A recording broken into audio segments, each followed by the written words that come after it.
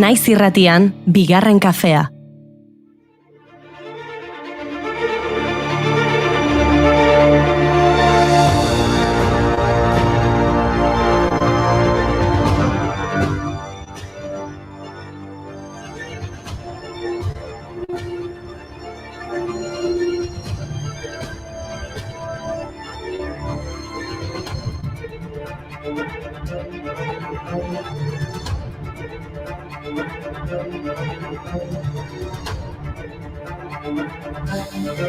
Arratsalde on dizuela, gauza bat aitortu behar dizuegu, gaur bazkaltzen teleberria ikusi dugu. Eta ez dakit zer den okerragoa orainaren azterketa hori behintzat, edota iraganari begira jartzea.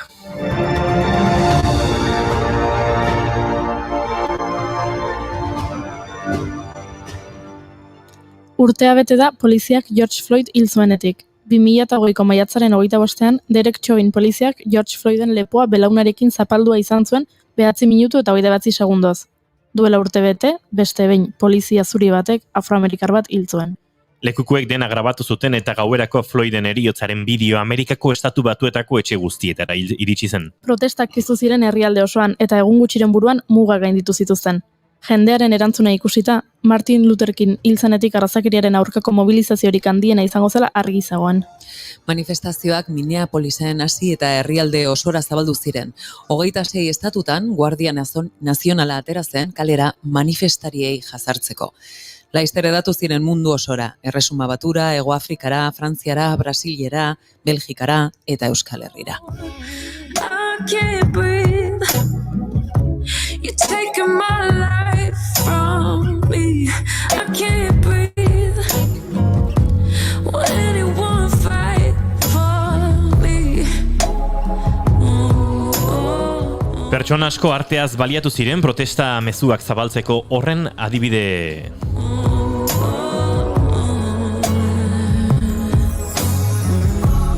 How do we cope when we don't love each other? Where is the hope and the Polizia saiak legeak aldatzen hasi ziren, enpresek beren arauak berrikusi zituzten, Pentagonoak neurriak hartu zituen. Joan den apirileko epaiketa historikoan Chauvin zigortu egin zuten hilketa egotzita. Erabaki gogorra eta ezoikoa izan zen polizientzat, legeak asko babesten baititu eta argi geratu zen inflexio puntu bat zela. Floydek orain kongresuan eztabaidatu behar den erreforma polizialari izena eman dio. Bere alabak esan zuen bezala, Daddy changed the world, aitatxok mundua aldatu du. Please, ma'am, can you calm down? But it rained fire in the city that day. They say a river of blood in the streets, no love in the streets. And then came silence in the city that day. They say Pertsona asko arteaz baliatu ziren protesta mezuak zabaltzeko. Horren adibide izan dira mugimendutik sortu diren abestiak, Alicia Keysen Perfect Way to Die, Dua Salen Bodycast edo entzun dugun Herren I Can't Breathe, urteko abesti onenatzat jo zutena azkeneko Grammy sarietan. Baina rasismoaren aurkako abestiak sortzea ez da tendentzia berri bat. Aspalditik ezagutzen ditugu horrelako protesta bestiak. 1989ko Billie Holidayren Strange Fruit, 1974ko Nina Simonen Mississippi Dam, 1971ko Marvin Gayeren What's Going On, edo 1988ko Lauryn Hillen Do What That Thing. Abesti hori da artista estatu batuarraren kantarik ezagunena, hip-hopa eta rhythm and blues nahastuz, arraza eta genero askatasunari egindako aldarrikapena.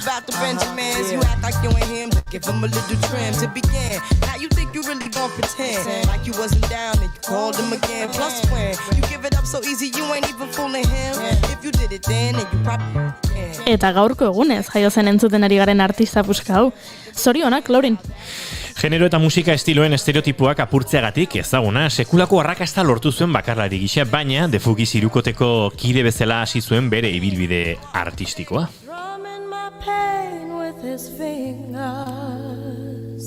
Singing my life with his words, killing me softly with his song, killing me softly. Pitingo. My whole life with his words. Badira munduko bersio txarrenen sariago, Juri? Bai, pitingoko. With his song. Baina musikarekin jarraituko dugu ez pitingoako zela. Venga, bota hurrengo efemeridea. Bai, gaurko egunez jaio zen Maider Legarreta, kantari eta musikari galdakoztarra, gaztea da, baina dagoeneko Donostiako jasaldien ikusi ahal izan dugu eta hainbat sari irabazi ditu. Eta gaurko egunez argitaratu zuen Coldplay taldeak bere lehen diskoa, Safety izena zuen eta 3 abesti zituen.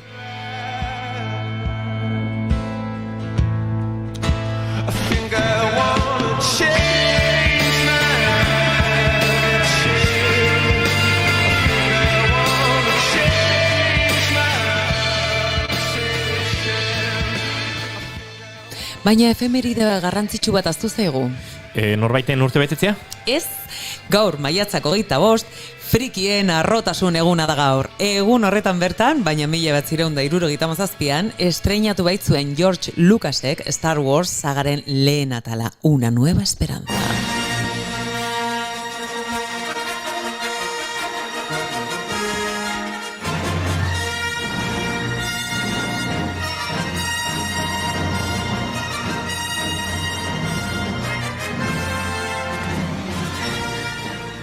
Temazo.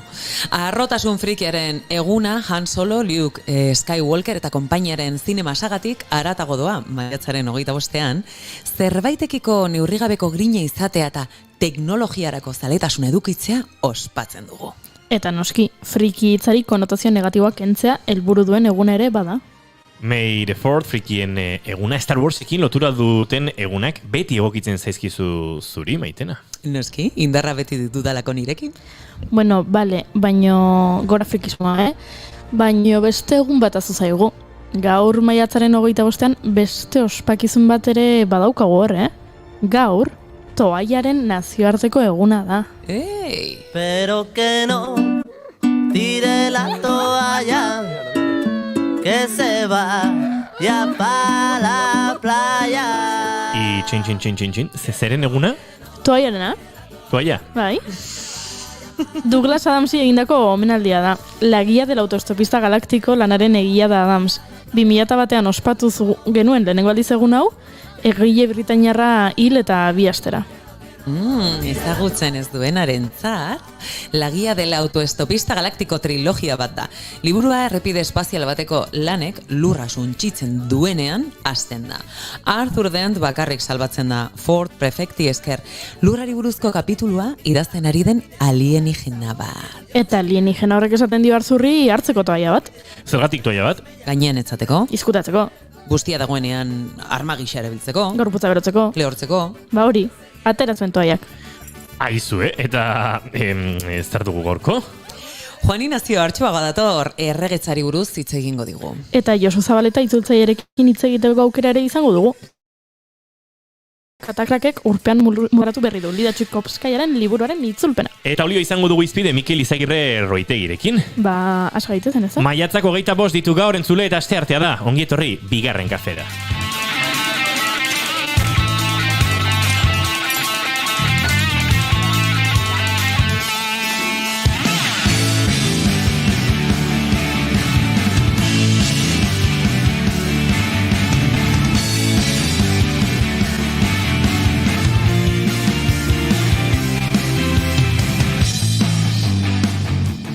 Zuekin, Maitena Salinas Beiztegi. Arratsaldeon Euskal Herria.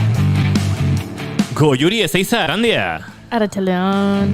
Eta izketan ari zaizuen hau, Inigo Asensio Ilurbide gaur bigarren kafeak 219 ditu, arratsaldeak 4 eta 9 minutu maiatzak 25 eta hemen 3 gara, Leicester 4, baina nik kafea persatzera joan behar dut, ongi etorri, bigarren kafera.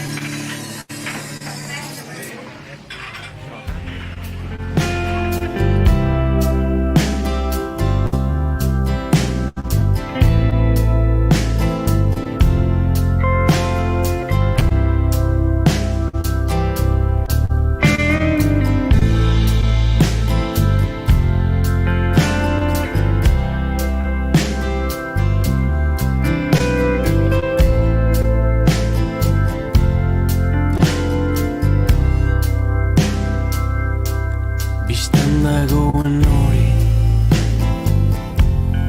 zaiozu esan. Atzera egin dugu, Low-Topeten iraganeko lan bateraino, abesti bat gutxio diskotik, nork mindu hau Arkaitzkan oren hitzekin, eta Low-Topeten musikarekin. Ez du gaia gustuko ez zerkioen entzun. Eta azkara eztabaidan zuetan sartuko, hemen entzule batek Jon Lizek esan digu zorionak, frikiz da esan digu, zorionak Jon Liz, nien eiz frikia, katu, ba. Suerte. Hori frikiek bakarrik esaten dute. Bera nor mindu du. Ba, maite dute heldu behar diegu, guk egunero bezala, eta gaur 219 garrenez, bigarren kafean maite duten tartea zabaldu behar dugu. Eta maite duten tartea zabaltzeko Maitena Salinas. Neu hasiko naiz. Ados, ba begira maite dut, bada toki bat, jatetxe bat, Orion, nun beti azaltzen naizenean, naiz eta tokirik ez egon, bertako emakume gazte batek ematen du, eta naiz eta jendetza egon, lanez lepo, beti dauke kriston jarrera positiboa eta ona. Lasaitasunez hartzen zaitu, eta tokia ez dagoen lekutik toki bat egiten dizu. Bai, horrelako pertsona bat. Baina, zuri Maitena Salinas behiz egizealako, edo? Ez, bere jarrera da bizitzan. Vale. Eta hori, bereziki maite dut. Badirelako pertsona batzuk erreztatzaileak direnak, ezta? Naiz eta munduan kasgora jartzen den, beraiek beti ere, lasaitasunetik harrera egiten dizute, eta bihotz honetik gauzak errezten dizkizute. Ba, horrelako jendea maite dut. Zekoa bailari Nik bidauzkat beraz bat botako dut, gero Goiurizuk eta gero nik bueltan. Ara. Maite dut, jatetxeak aipatu dituzula, apostuak egin, apostuak galdu eta apostoiek ordaintzen dituen jendea. Eta larun batean izan nuen aukera jatetxe eder asko eta gotxo asko batean bazkaltzeko apostu bat irazi nuelako. Eta maite dut, eta maite dut apostuak galdu eta zapatun honei aurre egiten dion jendea. Nik baditut batzuk, kuadriako ermatek entzuten badit, esango dit, Asensio, uste ja badagokizula zuri galdutakoak ordaintzea. Futbolista baten inguruan izan zen aspaldi, oraindik ez da retiratu, baina bai. Uste dut tokatuko zaidala.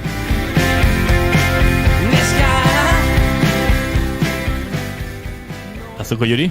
Ba, nik gaur goizean gertatu zaidan zerbait maite dut. Lagun batek idatzi ditu WhatsApp bat, esan ez, Goiuri, azkenean euskerako ze bateko azterketa daukat, mesez, pasako izkiazu zuen podcastak, bigarren kafeko podcastak, eta ilusio egin dit, guain hau esaten nahi naizela kontuatu naiz ez dioten erantzun. Bueno, ondo legoke. Ostea, Diego de kuadriako egiten meko... Ez da kuadriako. Zorretan, lagunekin zorretan. Baino, aizu, goatu da, netaz eta badula lagun batzuetan irratian egoten dana hitz egiten eta esan du haizu, igual hau entzun behar dut eta honekin ezakit belarria prestatu. Gauza bat esango diot zure lagunari eta entzulei bide batez. Ziurrenik azterketa horretan hainbat gai egokituko zaizkio, gaurkotasuna dutenak, euskal kulturarekin lotura dutenak, gai politiko, sozialekin. Hortarako gu oso lagungarri izan gaitezke. Orain, saiatzen gara, euskeraz txukun eta jatorre egiten, baina azterketa bat gainditzeko moduan ere ez dakit gure podcastakola referentzia modura edo hartu daitezken goitik behera, Ez, goitik behera ez, baino belarria hoitzeko. Belarria hoitzeko bai. Bai, beraz, sorte hon, gaizka. Eta ideien lotura egiteko, akaso. Baina, jatortasunean, gure erronkak baditugu oraindik. Hemendik maite dute, nire zuzenekoan egon gabe, nire zuzenekoan presente dagoen jendea. Presente egon ginen zure zuzenekoan, Jon Liz? Eta atzo zineten nire zuzenekotik pasa. Egin zuen takatekla. Bueno, eskeraz hori. Josus. Takatekla? Ez? Oez? Botan eska. Aspaldikorik neskarik baldako Zakaro Zego Jori? Ez. Takatekla zan oez? Takatekla, bai. Ezkontzera hakaso zute ikasi Luz ez dakite hasi eta deus Beti zaudete, baina zaudetenetik etzarete egon, ez dakit nola azaldu. Zeitz jokoa, ez? Beti zaudete, baina zaudetenetik etzarete egon. Ze poetiko zauden, Jon Liz. Ai, ama. Bueno, gure lehenengo gonbidatua segiton aurkeztuko dizuegu, baina aurkeztu aurretik maite dut ere eskatu behar diogu Mikel Izagirreri. Arratsaldeon, ongietorri bigarren kafera. Arratsaldeon. Zure maite duta pentsatu alduzu, Mikel? Bai, berdei zuei entzuten. Eta nik zuen muguan pentsatutena izan da, batzutan badagoela jendia rollo txarra edo sortzen duena. Eta beti badago beste bat umore beltz eta itxusi edo, ez dakit, itxusi bez, umore nahiko... Toxiko xamarretik edo... Ez, baina badago beste bat kontrakoa izaten dena, eta horrek beste umore, holako simple batekin edo, batean egoerari buelta ematen diona, ez? Eta horrek gustatzen zaizkin niri. Nik maite dut bizitzea informazio dosi konkretu batekin, gehiegi ere ez, baina batez ere orokorrean telebistako albistegiak ikusi gabe. Eta ikusten ditu danean, konfirmatzen dut, maite dudala, haiek ikusi gabe bizitzearen egoera. Eta hori esan da, 4:17 minutu bigarren kafea hasteko moduan. Gara, ongitorri guztioi!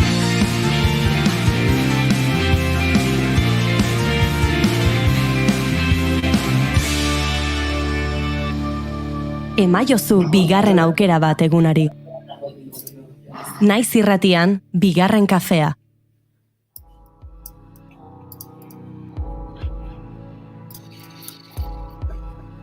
Bien.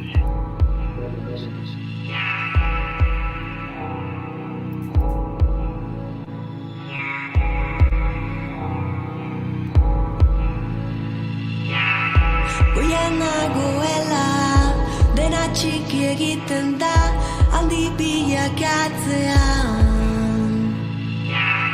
Preso bizi denak, bertigoa bapatean, lurretik aldentzean. Baina hori eta oina gravitateak iranzten dituenean. Mila aldiz galdezka, zer da realitatea. Olioa edozein substantzia koipetsu, likatsu eta suarbera da. Giro temperaturan likidoa. Uretan disolba ezina eta disolbatzaile organikoetan disolbagarria. Horrelako eraldatze ahalmena du. 2000 urte enpoderioan bere burua irmo mantendu eta nortasun propio bat eraikitzeko gai izan da. Bere duintasuna mantendu du historian zehar iparraldeko hotzekin eta hegoaldeko lehorteekin bere biziraupena negoziatuz. Olibondo hoien erroak Araba Errioxako lurrarekin korapilduta daude. Elkar maitatze erlazio luze baten protagonistak bihurtu direlarik. Katedralak ez bezala, ez da zerura gehiegi gerturatzen, haizeak bere intentzioa zapuztu ez dezan. Zuaitzak bezala, sustraiak estaltzean, galdu gara bidean. Erroeiekoa ezinbestez ernatu zaizkie. Zuaitzak berak, olibondoak, agerian ditu zainak, enbor bihurritu hoiek pentsamendu filosofikoen antzera, bere ideiei bueltak emanez, ondorio batera iristeko asmoz, egiten duten erantzun gabeko galdera dira.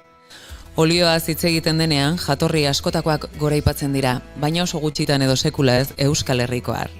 Ez baitute izan orain arte etxean, merezitako aintzatespena jaso. Ez jakintasunagatik akaso, hainbatetan gure berde koloreko altxorrari uko eginez. Baina sorburuak bere tokia merezi duela aldarrikatzera etorri da, eta horretarako Mikel Izagirre Roitegiri berpizteko behar duena xuxurlatu dio, goxo baino tinko. Arek lagundu diezaion bere testigantza 4 haizeetara zabaltzen eta milaka ahotara iristen.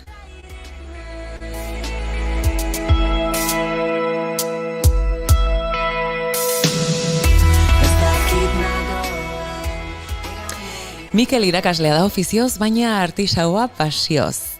Erroiz izeneko familia enpresa bat sortu du, Dunia Elkuizirekin, gure lurretik zure olioa eslogana bakarrik ez, ametsa ere, botiletan sartzen dutelarik. Eta ziur gaudez dela erroiztuko bere alegin horretan, olibondoek bezala sustraiak ondo ondoratuta baititu beste mundu bat posible denaren abestipean.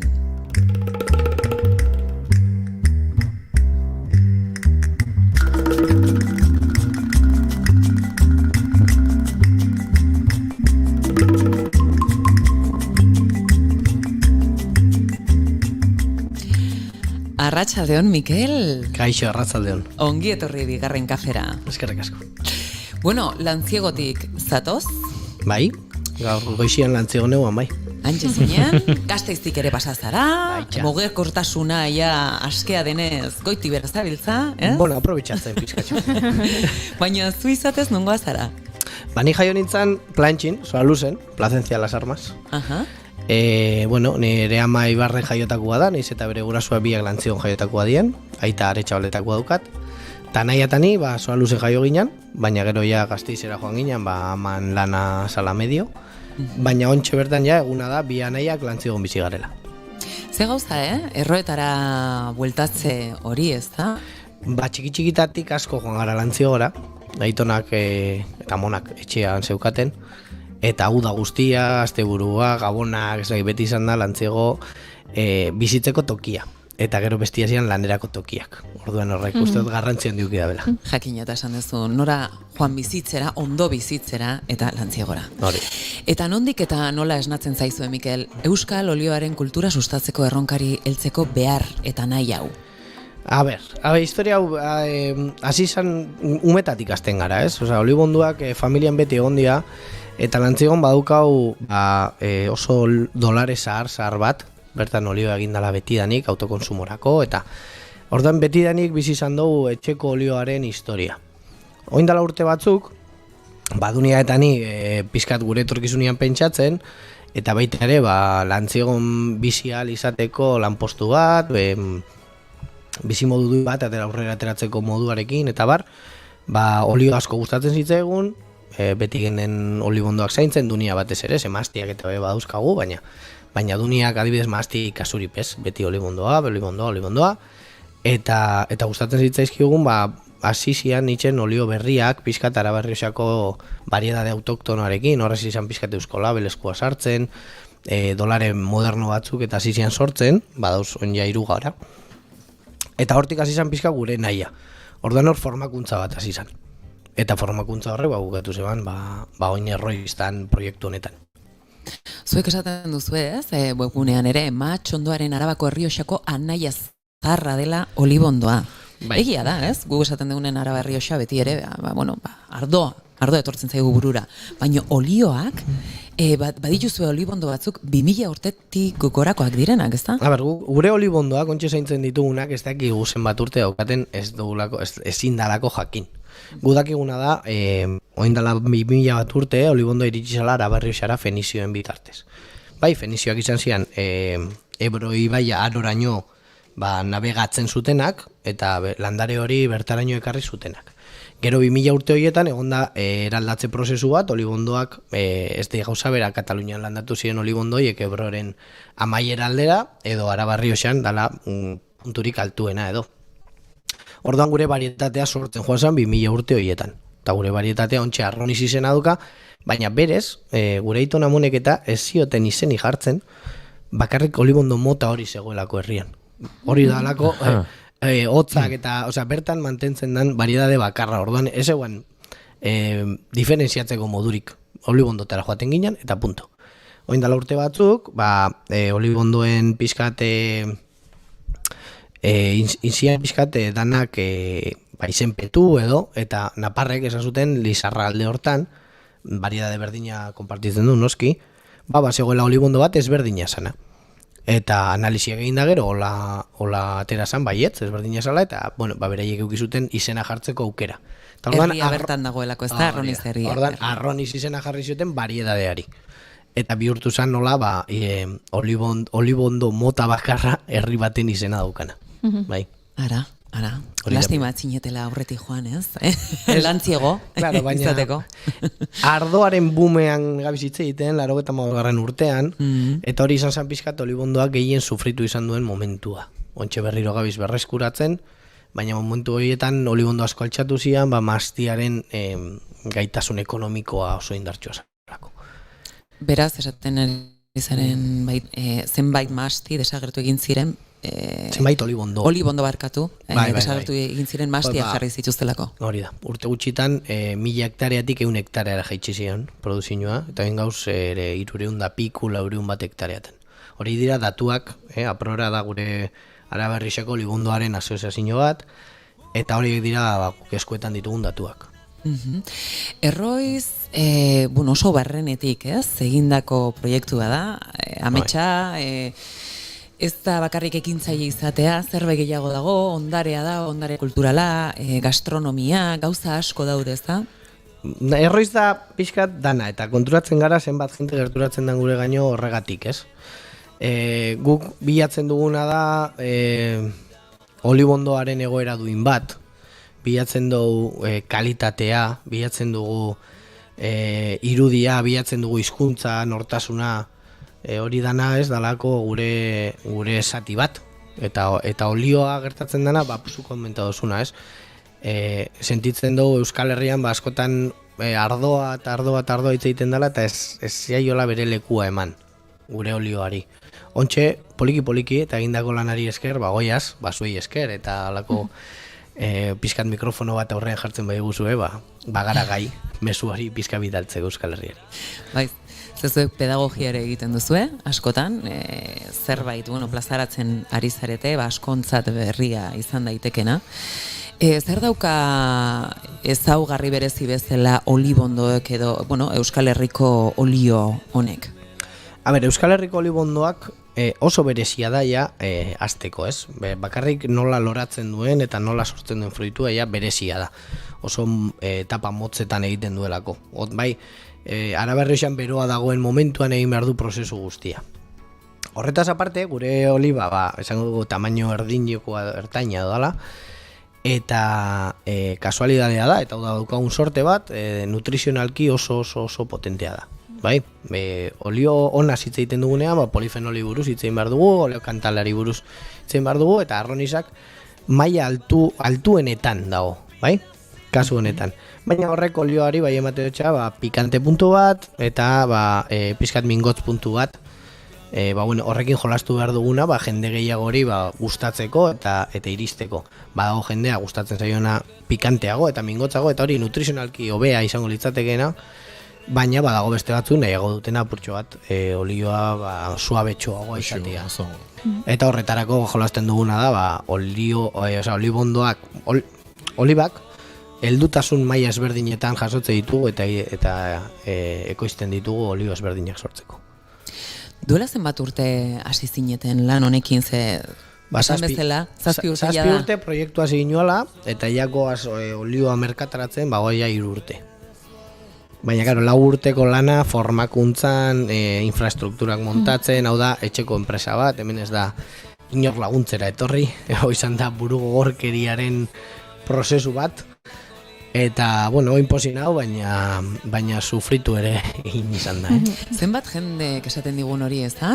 Amets politak, erronka hundiak izan, eta, honea etortzen zearetenean denok txundituta. Usten, gaituzu, ez? Gauza oso ederra denik, baina ze politia dan eta zer benetako tasunetik esan da, bere momentu bajuak eta gogorrak badituela, ze jende asko ziur, entzuleak esango dutela bai, ni badakit horren inguruan, ez? Zer dan... Zalantzari gabe. Azkenien, enbeste sartzen dozunean proiektu baten, eta beti jartu eta Aitonaren irudia, ez? Aitzit jailzan lehenengo kanpainain eta gutxira. Eta itxitza oso, kristen inbertsinua lana, legu landalan. Mikel hone funtzionauko da. Eta lehenengo urtean oso kanpaina politxe izan zen, ez? Esan izan, oin gehiago gara, baina, azteko oso ondo joan zan dena. Eta oso posizioan. Eta orduan hori ikusten ginen, bueno, ikusten etxitxa, zehose aukeraren badau. Nao, liuratuta, streamingetik jarraitzen gaituenak badaki argazkiak erakusten ari gara, eta prozesu guztia jarraitzen nahi naiz argazkien bitartez, eta nao, hipnotizatuta bezala, ikusten ditut olibak, eta makina baten, eta aldapan bera, eta plastikoa, eta nao, zokit egiten nahi zate, eta ni beida argazki, wow. Erlaxatu egiten du. Bai. Badago zerbait, bai, irudietan, eta hor, lurra ez, nabaritu egiten da. Ia usaitzeko gaitasun ematen dizute irudia berak, ez? Maite dute hitz egiten bobe hori leku politxada maitatzeko, Olibondo inguruan egotia. Zer dauka magiko bezala, ze zuri, erabat engantzatuta zaitu toki horrek? Olibondua bera magikoa da. Zupentzago olibondo bat, lehenengo, olibondo bat akatzeko oso zaila da, bai? Zuk olibondo bat hartu aldozu, azpiazpiti moztu, eta olibonduak horrera ingo da. Olibondo ez duzu akaba horrekin. Olibondo atera bia da sustraietatik bestela hor jarraitzen da. Epe, badakigu ze ekarri honea, Eta zahartzen danian be, mostearekin eta berri austearekin olibondo berri gazte badaukazu. Orduan hori da, eta gero ez dakit, dakizuen pixkat olibondoaren historia, eta, baina, bueno, Kontatu, guri gustatzen zegoen da historio politak entzutea. Greziako mitologian, olibondo, suposatzen da, olibondoa sortu zen momentuan, edo, bueno, mitologia zitzeiten ari gara, ez? Baina, jainkosak, oparitu nahi ziola herriari, fruitu bat, olioa emango ziona, egurra berotzeko emango ziona, eta sendagai bat emango ziona. Eta horri esker irabazi zeban Olimpora sartzeko gaitasuna edo olibondoa sortu zuelako. Ordan hori da pixkat mitologia. Ez dakizue, ze zu ona egiten duen olibondo egurrak. Olioa duelako barruan. Olioa duelako. Kriston beroa eta kriston bero goxoa eta kriston usai goxoa. Bai, suerbera da, ez? Esan dugun moduan. Bai. Goiuri gauzat esango dizut, nire zuaitz gogokoena beti izan da olibondoa. Hala, orduan. Bai, eta hemen gabiltza orkidearekin borrokan justu aste batzuk bizirik egiten dizkigula eta uste olibondoa ekarri behar dugula. Olibondoa eta arteare ikarri gauzatzen zait. Entzulek, akaso, enzina edo artea, beste zuaitz zoragarri bat iruditzen zaitu. Bai, ikarriko iteu. Igual hori da hemen, ez? Igual gu behar duguna hori da. Hori da behar duguna. Aizu, guain dela 2 minutu esan dut, liuratuta neola prozesu ikusten, eta guain nao... Gozez akatzen. Aserre, esan berron. Hau da inbidia, ikusten ari gea, irratitik entzuten ari denaren zat, olioa, ogi puska baten gainean, nola daon, eta ze urre kolorea duen, eta... Gainea, esan behar dizuet, nik probatu ditu dala... Etigua, huizki nuen espero, Kino niño espero. Ai, esango dizuet, eta arrazoi duzu, badu zerbait berezia, pikante puntxu hori, desberdina da oso, benetan, eta badituzu gainea, mota desberdinak, ez, merkatuan. Adibidez, hitzei guzu pixkat ze olibo motak dituzuen. Gu, olibondo mota beti da berdina. Gure apustua da, gure varietatea beste maila batetara jarri. Bai, orain arte autokonsumorako. Konturatu, munduan baldin badau zeundaka varietate, lau direla lantzen dianak benetan. Bai, badago arbekina, bai pikual, oji blantak eta kornikabra. Ordan hortik aurrera badauz, milaka olibo mota bere lehien lekua esaienak ematen. Orduan, niku kasieratik esan ginoan gureagatik ingo apostua, besteek egiten dutelako beraiena. Bai, pikuala jaeneko baritate bada, eta jaenen lantzen dute oso ondo. Guk ere egiten dugu tiradatxo bat, eta zebaukagu jende bat beraientzako ekoizten dugunak, eta beraiek ekartzen dizkigute beraien pikualak, guk egiten diogu olioa, eta beraiek gero komerzializatzen dute, eta bar. Baina gura apostua da arroniz baritatea. Baina arroniz baritatean edozein fruiturekin moduan egin daitezke gauza ezberdinak. Orduan badugu lehen eguneko olioa, dela berdeena esango dugu, aborten azaroak batean egin genuena, gero badaukagu beste bat, oliturri hor pixkat bilatzen duguna dela ekilibrioa. Bai, pixkat pentsatu behar duzue, aromak eta zaporeak eta aldatzen doazela, fruitua heltzen doan bitartean, bai, zuaitzien. Orduan gugoaz pixkat momentua bilatzen deposito ezberdinetan banatzen, eta gero hortik aukeraketa bat egiten. Orduan, oliturrirekin bilatzen duguna da ekilibrioa, oso aromatikoa izan behar da, baina ja pikante puntua eta mingotz puntu hori pixkat jaitxin biajako. Ze bestela berdia mundu guztia ez jako gustatzen. Eta gero badaukagu baita ere, arroniz heldu esaten dugun hauk, ez litzateke lain heldua, ze pentsatu bai, gure kanpainak hilabete irauten duenean, Andaluzia baten 4-5 hilabeteko kanpaina eta zitze egiten ari gara. Guretzako oliba heldua denean, beraientzako oraindik izango litzateke iaia berdea. Baina, bueno, olio heldu bat, ondo egindakoa, eta baita ere, bere jasaporeak askoz xutxuagoak eta suabetxuagoa dituena, baina kalitate handikoa dena. Zuek gainera komunitatean sinisten duzue, saretze, prozesu batean beti ere lan egiten duzue. Bai. Lurretik hartu, baina bueltatu ere, ez? Bueltatu. Eta bertako biztanlei ere eman, ez? Hori da, Jasotzen bai. duzuen hori. Badago ekimen bat, aurrari ekimena edo aurrari olioa, konta iguzu pixka zertan datzan, ze oso unkigarria da. Bueno, bidian, ez? Esan ginoen, bueno, gu bio, pixkat Euskal Herriari ezaguterazi Euskal Herriko olioa.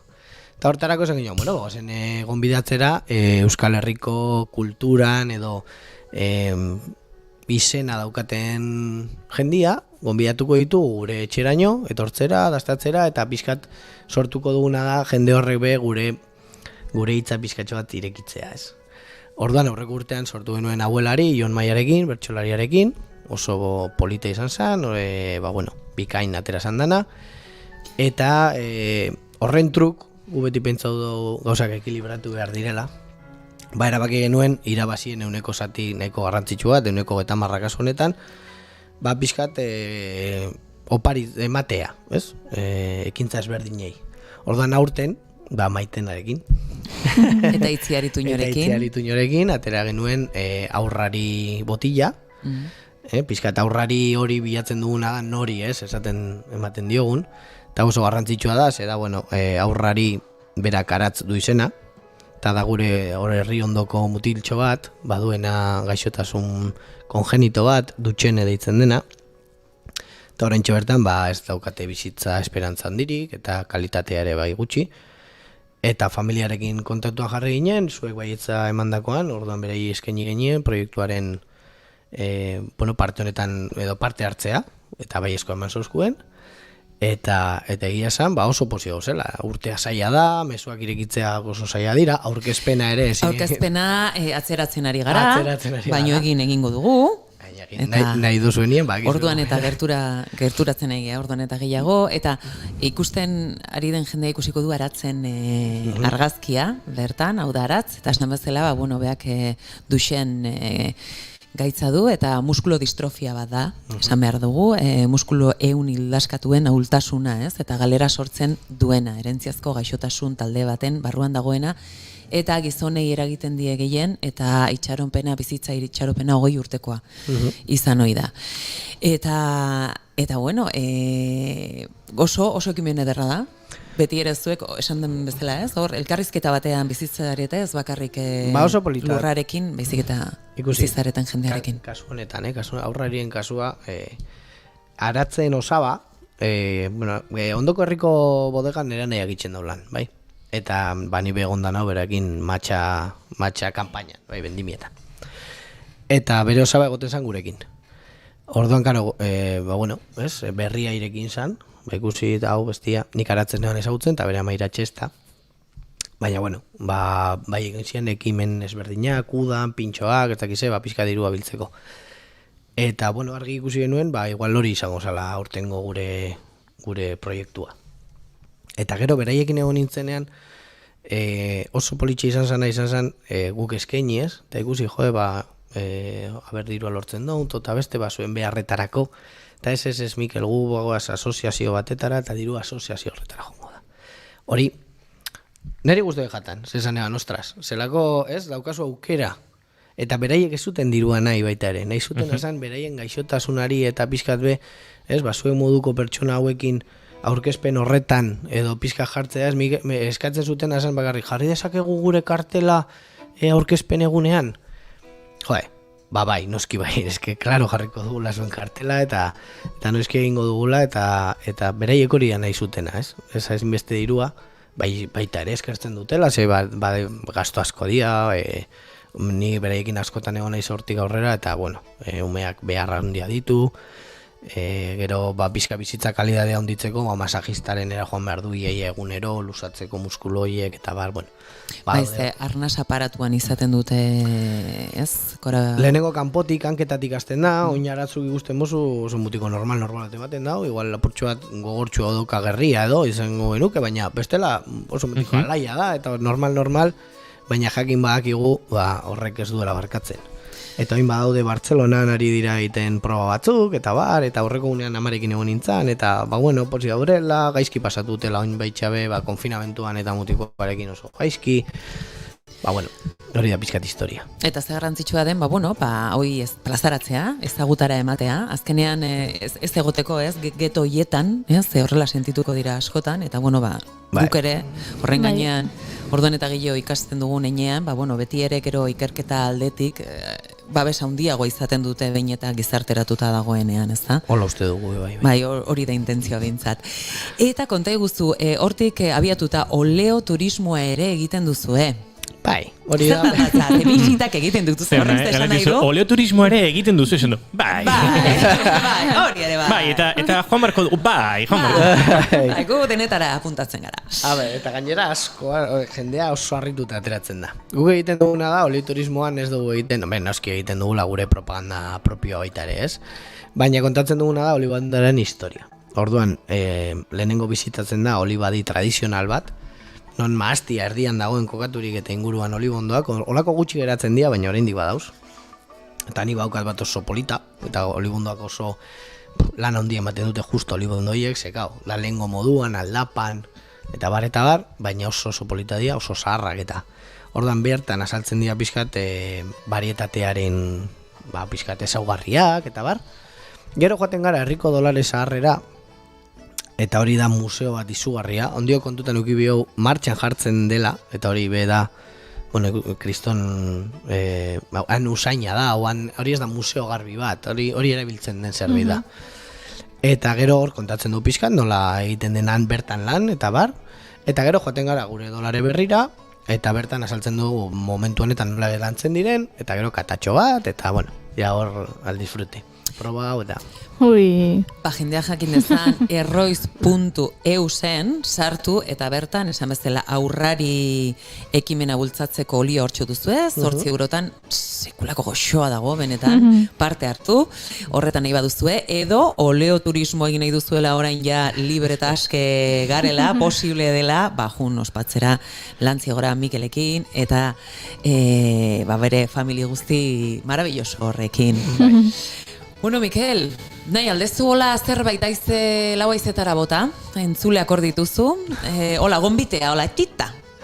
Bakitela, ara barrixa baldin batoz, ardoa ikusi biadala, ardoa gastatu, baina olioak bere leku garrantzitsua daukala bertan, eta animatzeko gure gana etortzera. Plazerra, Mikel, mila esker. Eskerrik asko. Zuei. Eskerrik asko, Mikel, izan ondo, guk aurrera egingo dugu. Mikelen atzetik, badatu zelako, oraindik gonbidatu mordo arratsaleko 4 eta 54 minutu. Naiz irratiaren sintonian bigarren kafean.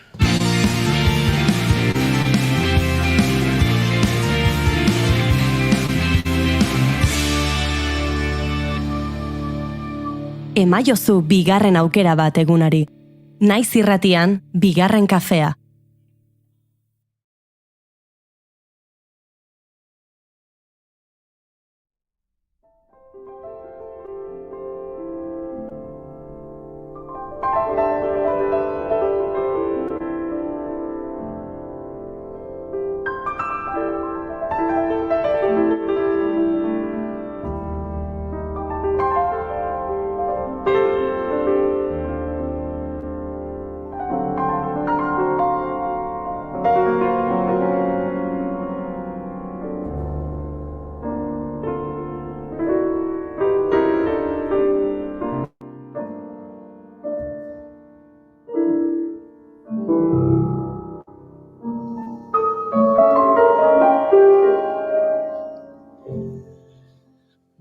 Inar Sastreren Prokofieven inguruko doinuabekin murgilduko gara literatura giroan. Duela aste batzuk aritu gintzaizuen Hannah Arendten pentsakera eta lanaren inguruan.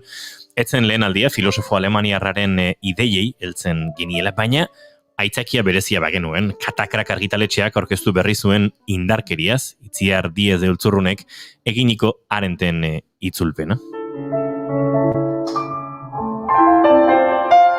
Baina ez da izan Katakrakek euskeraz aurkeztu duen lan bakarra. Azken hilabete hauetan urrian heldutzen Beppe Fenoglioren kontu pribatu bat, Josu Zabaletak itzulitakoa. Abenduan berriz, bi lan nik ez zen gure historia da etorkizuna, Danele Sarriugartek eta Amaia Astobizauriartek itzulia, eta erbesteko gutunak Viktoru hori Amaia Lasak itzuli du, Luis Michelen liburua. Baina guztietan azkenari buruz, duela egun gutxi argia ikusi duen Lidia Txukovskaiaren Urpean murgildu liburuari buruz, arituko gara gaur bigarren kafean.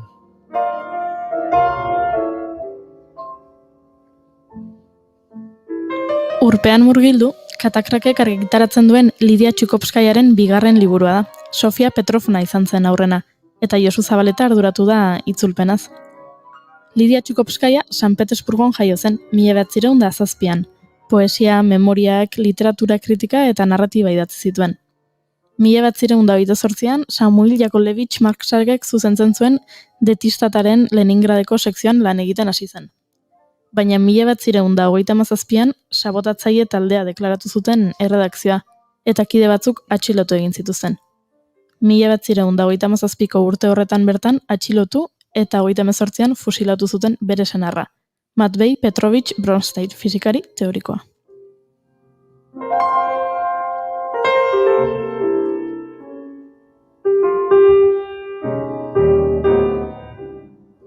Mila 1939-1940 urteetan gertaeren arrastoari bertatik jarraituz, Sofia Petrovna eleberria idatzi zuen, Stalinen estreinako errepresio oldeari buruzkoa. 1972an idatzi zuen Urpean murgildu. Bertan, protagonista eta narratzailea, idazle etxe batera joaten da beka bati esker, Errusiako ipar-mendebaldeko basoetara.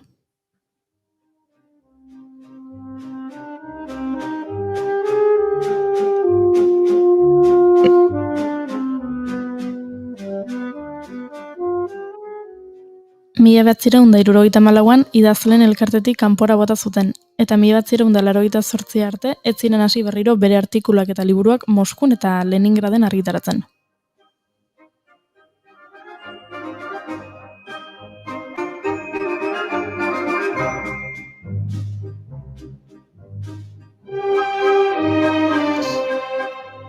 Eta ipatu dizuegun bezala, Katakrakek argitaratu berri du Urpean murgildu Lidia Txukovskaia liburu hori. Josu Zabaletaren itzulpenarekin. Zabaleta Legazpian jaio zen, 48an, Romako Santo Tomaso Unibertsitatean egin zituen filosofia ikasketak, euskara eta gaztelaniaz gain, frantsesa eta italiera ere menperatzen dituela esango genuke, baina ez dira ezagutzen dituen bakarrak eta berak azalduko digu zergatik. Euskal Herriko Unibertsitateko udako ikastaroetan hizkuntza minorizatuen itzulpenaren inguruko eskolak zuzendu ditu. Bere ibilbidean Petrarca, Pirandello, Maupassant, Saint-Exupéry, Balzac, Baroja, Popper, Twain, Daudet eta beste hainbat autore itzuli ditu euskarara, eta divulgazio testuak, testu teknikoak edota dokumental ugarirekin ere lan egindakoa da.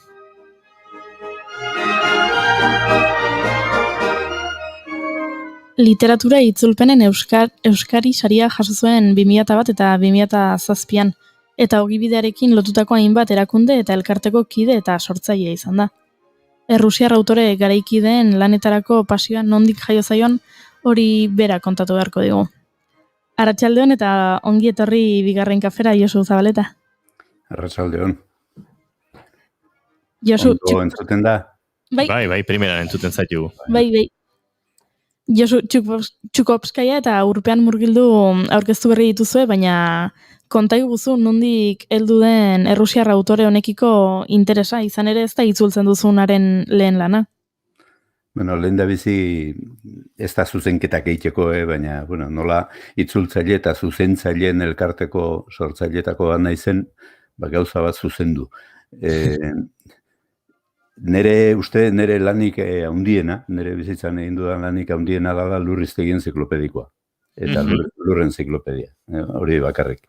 Gero besteak, aldiko bat egiten dira, baina hori izan zen luzea. Lan luze eta oparoa bestalde. Asko gozatu eta edo bintzat erabili behar izan duguna, gure bizitzetan, bai. Hombre, behar hori, behar izan dugu. Bai, egokitu zaigu behintzat erabiltzeko.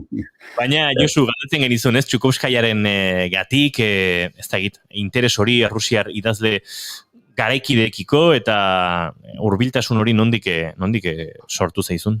Nik uste du nire belaunaldiko jende gehienak Errusiar literatura klasikoa behintzat, ezagutu izan dugu eta tokatu zaigu ezagutzea, ez, nork ez du irakurri, nire adinekoek nork ez du irakurri, ez dakit, Tolstoi bat, edo nork ez du irakurri Dostoievski, edo geroago, Gorki, edo ez dakit, Pasternak, esate batako, hurbiltzen ari gera, ez?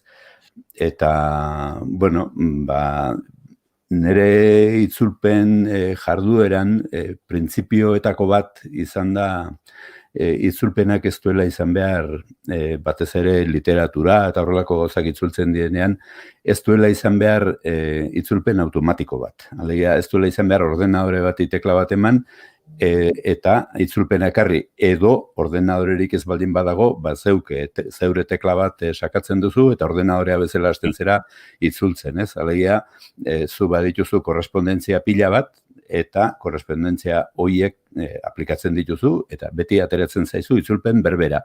Jatorrizko testua erabatekoa baldin bada, itzulpena korrespondentzia sail bat bezala. Egia da, itzulpen ordenagailu bidezko itzulpena pixka bat horrela hasi zen. Baina ez dut uste hori denik, hori desmontatu egin behar da, mekanismo hori itzultzailearengan derrior sortzen dena, bere gauzetako, gauza on eta txarrenetako bat itzulpenaren oroimena da, memoria da. Alegia, guk irakurri, testu bat itzultzen dugunerako, bukatzen dugunerako, igual, 15-20 aldiz irakurri dugu. Handi puska batera jartzen digute testu hori bera morsez eta dena deklamatzen dugu berriro. Osea, buruz dakigu azkenean, ez? Eta buruz ikasi egin behar da, baina mekanismo hori ere, alegia, itzulpena irakurriko duenak, itzulpen hori lehendabiziko aldiz hartuko du.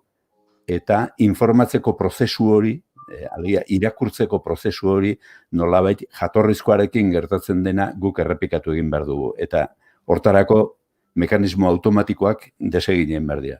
Eta desegiteko modurik egokienetako bat da zure bizitza guztia pasatu hizkuntzak ikasten. Ze hizkuntza berri bat ikasten dezunean, automatismoak desegiten zaizkizu eta bilatu behar duzu, nola esaten dute tungusek, hau, edo nola esaten dute, japonieraz, edo nola esaten dute maoriz. Ez eta orduan, harritzen zera, eta ikusten duzu, ez dela euskera gaztelania edo euskera frantzes korrespondentzia sistema automatiko hori, bezik eta beste badagoela. Beste batzuk ere badaudela, eta beti hortara joan behar duzu. Horren bila. Eta, alaxe tokatu zen, Errusiera ikasten hastea, eta, gero momentu batean, ikusten duzu bizartxuri eta daukadala, horrek esan nahi duia jubilatuta nagola. Jubilatzeak esan nahi du, hastia dezula, ez pare behar bada, aspalditik dauzkezun arantza batzuk, ateratzeko. Eta ni banuen arantzatxo hori, Errusiera, nahi nuke ikasi, eta autonomoa baldin bazera, ingurutik lan bat pasatzen danean, heldukara bat ematen diozu, eta heldu lanari. Eta orduan ez duzu astirik, olako lan batek eskatzen duen jarraitasun hortarako. Eta jubilazioak hori ekarri zidan. Eta garai batean, behar bada Errusiara ikasteko, joan behar zen duen Errusiara edo olako leku batera, baina orain amarrara joaten zera eta ikasten dezu. Osea, amaran Errusiara pila badago. Eta bentaja hori dugu. Alegia, hemen dauzkagu, guk ez diegu ezer pagatu, deskuidatu ezkeo kobrau indieu, eta hementxe dauzkazu. Eta hori, aprobetxatu egin behar da. Eta, zaiatu naiz, aurkitu nuen bat, eta erakutsi zidan, pixka bat, eta gero jarraitzen duzu, eta ikasi, azkenean hizkuntzak ez dira inoiz ikasten ondo, ez da zeurea ere. Josu, hemen, zuk aipatu duzu Tolstoi Errusiari buruz galdetu dizu momentu hartan, entzule batek bota digu, Ana Karenina euskeraz ederra litzateke. Ez dakit hori burutik pasa zaizuna. Ni Ana Kareninarekin ez naiz ausartu naiz Haji Muratekin. Tolstoiren Haji Murat. Eta, nik uste dut Tolstoiren obra txiki handietako badala. Osea, ez obra txiki, baizik eta obra labur handietako badela. Seguru asko niretzako handiena. Askok esaten dute, askok ez dakit, baina batzuk esaten dute, inoiz idatzi den eleberri laburrik onena dela. Axuri beltzak galdetu digut, Axuri beltza baduzu hor, Haji Murat, Tolstoi euskeraz gozatzeko. Hemen, Josu, eskuartean dugu, Gatakargek argitaratu berri duen urpean murgildu, goizean Goiurirekin liburori komentatzen nengoela, genuen zerbait azpimarratzeko, eta da, itzulpen lanetik aratago, edo akaso itzulpen lana ere hori badelako, hor badoa galdera, badagoela Txukovskaiaren eta Errusiako garai horren kontestua, testuingurua ulertzeko eta irakurleari ulertarazteko esfortzu berezia, eta hor dokumentazio eta hizkuntzaren itzulpenetik asko zarago doan lan bat ere egin duzula. Niretzako Txukovskaia aurkitzea izan zen emakume harrigarri bat aurkitzea. Egia da, partez etortzen zaizu zure jaiotzatik eta etortzen zaizkizu bentaja batzuk eta Txukovskaiak izan zituen horiek.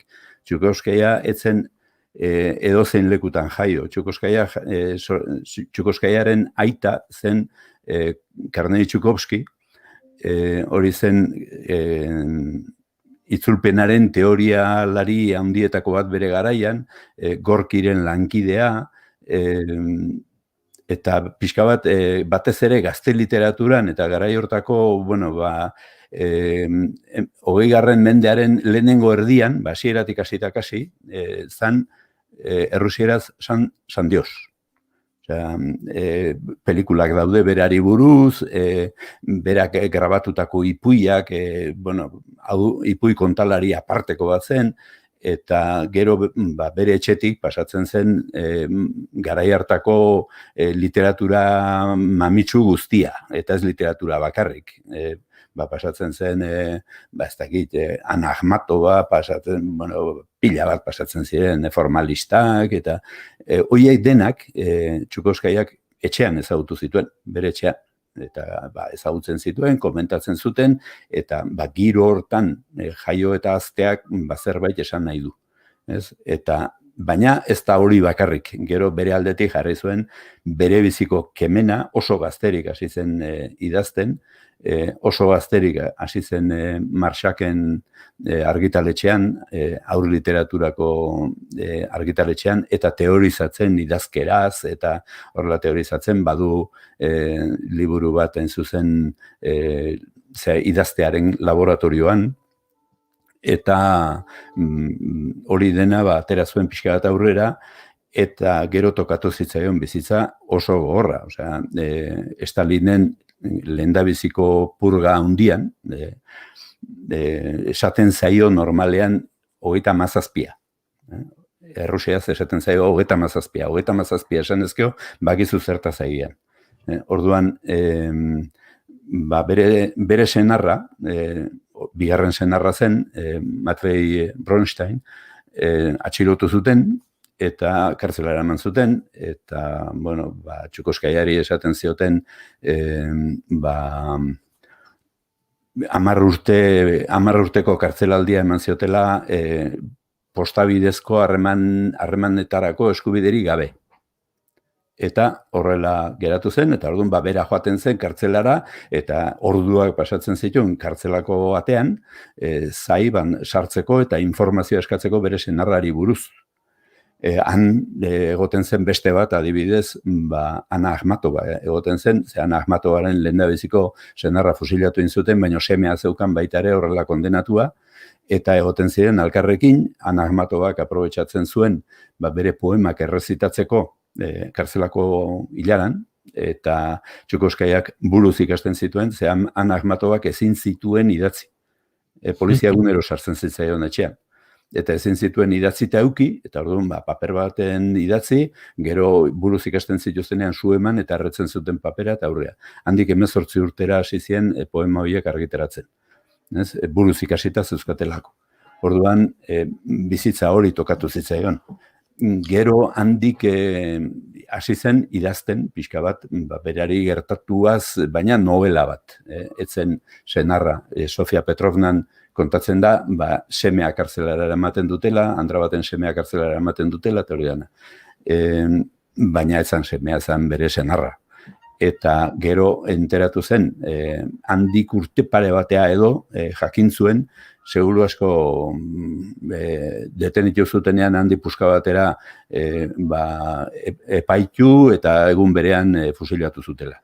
Eta orduan, gero berak kontatzen du, badu beste liburu bat atxerk marra, esaten du, eta hor badu kapitulu bat 37.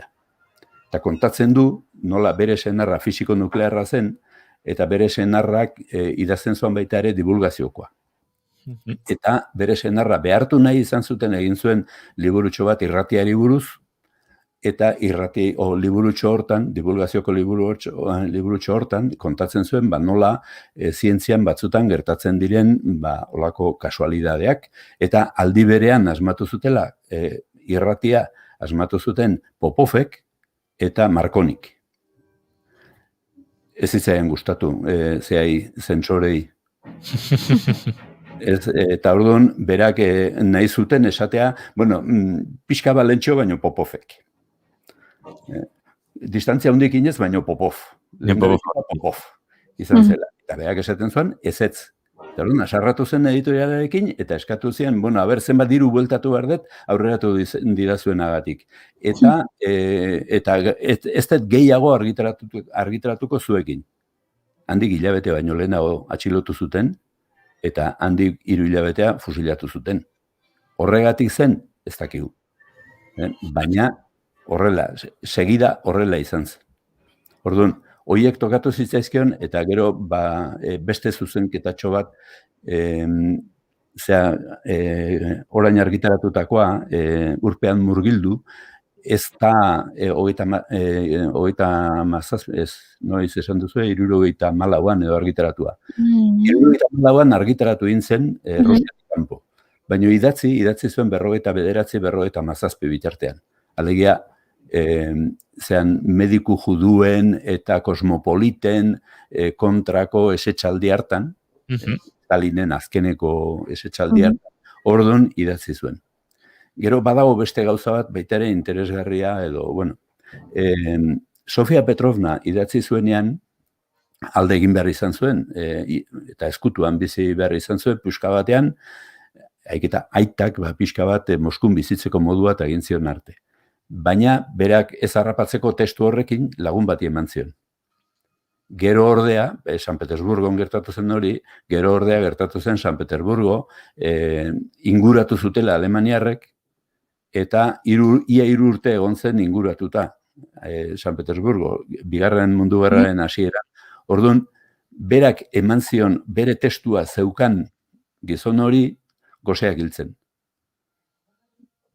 Eta Txukoskaiak eman zuen, galdutzat eman zuen. Haiketa egun batean, haren arreba azaldu zitzaion arte, eta esan zion, beira, nire anaiak hil baino 15 lehenago eman zian sobre zuretzat.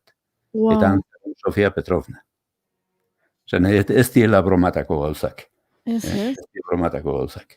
Izan ere, barkatu bukatu bai. Ez, esan bigarren eleberri hau, gero bitartean badu beste bat utzi aurrei hitz egiten, ez da eleberria, da pixka bat Alexievitzen aurrekari bat bezala. Bigarren Mundu Gerraren hasieran, alemanak sartu zienen Ukrainian daurrela, ume asko eta fabrika asko eraman ziren Asia erdialdera, salbatzeko. Eta umezurtztegietan egon ziren, bai Akhmatova, bai Txukoskaia eta umezurtzak zaintzen. eta ez zeukaten, grabadorarik ez zeukaten, magnetofoirik ez zeukaten, baina horiek danak takigrafoa ziren baita ere. Eta orduan, takigrafiaz jasotzen zituzten akatsta guzti, ze horiek kontatzen zituztenak, umezurtzoiek kontatzen zituztenak, eta liburu batean jasota daude. Eta die, benetan gogorrak. Ze esate bateako kontatzen dizue inolako erromantizismorik eta zer gabe. Esan, etxean bihali ninduten iturrira joan eta ura ekartzeko bazkarira. Eta horrelako batean, ziztu bat, eta bum! Eta korrika joan nintzen etxera eta aitaren burua aurkitu nuen. Eta besterik gabe, ez dizu beste ez erresaten. Eta olako historiak, ni hori irakurtzen ari nintzela akordatzen nintzen Siriarekin. Eta orain akordatzen naiz Palestinarekin. Eta ez daude hain urruti. Eta ez dagoen bezala, Txukoskaiak azkenengo hontan, Katakraken argitaratu duan urpean murgildu hontan, kontatzen ditunak ere ez daude hain urruti. Ze azkenean, zer kontatzen du? Kontatzen du, dijoa, itzultzaile bat, ze kasualidadea itzultzailea. Ez dakit konturatuko zinaten, baina erregimen autoritario askotan idazleak nahi zuten, idatzi ezen zutenean, itzultzen hasten ziren.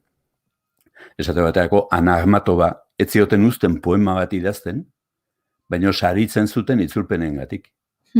Pasternak itzultzailea zen. Ezin zuen argitaratu zera, bere Dr. Zivago, eta mila gauza ezin zitu nahin, baina saritzen zuten itzultzaile bezala. Baina hori ez da Errusian bakarrik gertatu. Zearen garaian, Mussoliniren garaian, Mussolinik 20 urte egon zen, zean gobernuan. Mussoliniren garaian idazle asko itzultzaile bihurtu ziren. Zer itzultzen zuten? Ustez, beren iritzian, italiar literaturaren onerako izango ziren gauzak. Arratsaleko bostak eta 7 minutu ditugu, entzuleak okatze aldera, azken minututan iritsi bat bada, Lidia Txukovskaiaren urpean murgildu liburuari buruzari gara, itzulpen egin duen Josu Zabaletarekin, eta aipatu du Josu, aipatu ditu batetik garai historikoa eta oso momentu gogorrak. Aipatu du Ana Akhmatova, eta hor bada, liburuan zehar, literaturari, garaiko prentsari, aldizkari egindako referentzia asko, baina irakurri nahi dizuegu Akhmatovaren olerki bat bertan agertzen dena. Hementxe ederki, surmurrak eta kirrinkak goizetik goizera hotzago, gauzuri batean makurtzen da bedaxka arrosak antzigarrez distirari. Eta galako lur gurietan, eski arrastoak gogoratuz bezala joandako mendeetan, hemen ginela gubiok, ibiltari. Esan bezala, Ana Akhmatovaren izenbururik gabeko olerkia dau, 1922koa. Bere lehenengo senarra, Nikolai Gumilyov olerkaria, fusilatu ondoren argitaratua. Josu, adibidetako bat dau, baina erreferentzia ugari, garai hartako beste literaturgile, olerkari, prentsari, ez dakit metaliteraturaren giroan edo kokadaiteken obra hau, literaturari buruzko literatura ez bada, literatura oso ardatz duen literatura bai da ez? Bai, baina hori nik uste dut dela lehenengo edo bigarren irakurketa. Badago atzerako irakurketa bat, nire iritzian. Nire iritzian obra hau batez ere da memoriari buruz. Memoria eta gure kasuan izango litzake errelatoa. Errelato famoso hori, errelato hori nola egiten den. Eta nola jasotzen den, ze eragin duen personengan eta ze mekanismo dituen. Eta hori oso ondo deskribatuta dago. Errelato baten aurrean, botereak egiten duen errelatoaren aurrean, protagonistak kontra egiten du, beste protagonista batek, Bilibin agertzen da hor, Bilibinek bere errelatoa badu, baino ez da usartzen errelato hori zabaltzera, eta inguruan dauden guztia beste batzuk errelato horren agente bihurtzen dira, agente eta zabaltzaile bihurtzen dira, dira periodista batzuk, eta horien artean, gezurra dirudi hain novela laburrean, nola sar daitezken hoiek guztiak, eta nik esate bateako hau irakurrita segituan irakurri nuen Patria. Ara. Eta beste irakurketa bat. Osea, Patrian ez dauden galdera guztiak daude hemen. Osea, pixka bat batera han ez dago galderarik, hemen nana galdera da. Eta geure errelatoaz nola egiten den, nola ari zaizkigun egiten, nola egin dezakegun guk, nola erreazionatu behar dugun, horiek danak planteatzen dira. Eta errelatu batzuk, ez dira agertuko, esate bateako, bilibinena novela hontan, eleberri hontan, hori ez da agertuko, baina azkenean protagonistak esaten du ze eskubide du nik hori gaitzesteko. Osea, niretzat irakurketa sakonenekoa da errelatuari buruz. Zakit.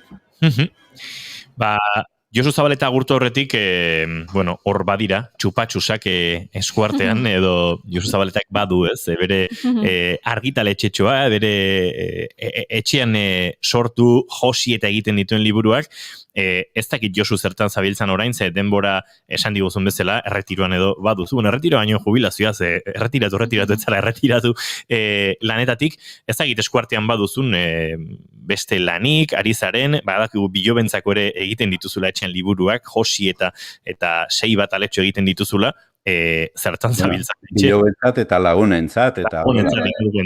Gertuko entzat edo, zertan zabiltzan. Ez dakite ikusten duzuen, hori da txupetxusak, txupetxusak etxerako liburuak dira. Alegia, hor badago, beira, luze egin beharko litzake, baina euskal literaturak balio behar digula, gaur egungo euskal literaturak balio beharko liguke munduan egoteko. Munduan euskeraz egoteko. Eta alegia hori gertatuko litzake ez baleude, euskal literatura sisteman ez baleude hiru mundu bezala.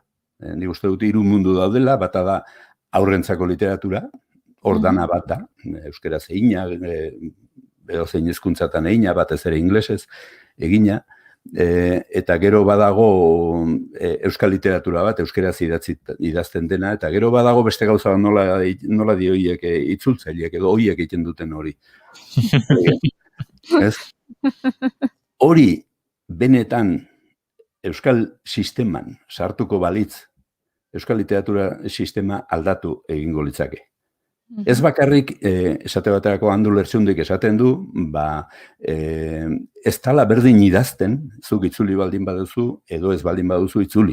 Osea, itzulpenak ez dizu uzten, ez duzu zehar biderik, ezin diozu konplejotasunari, diskursoaren konplejotasunari ezin diozu iesein.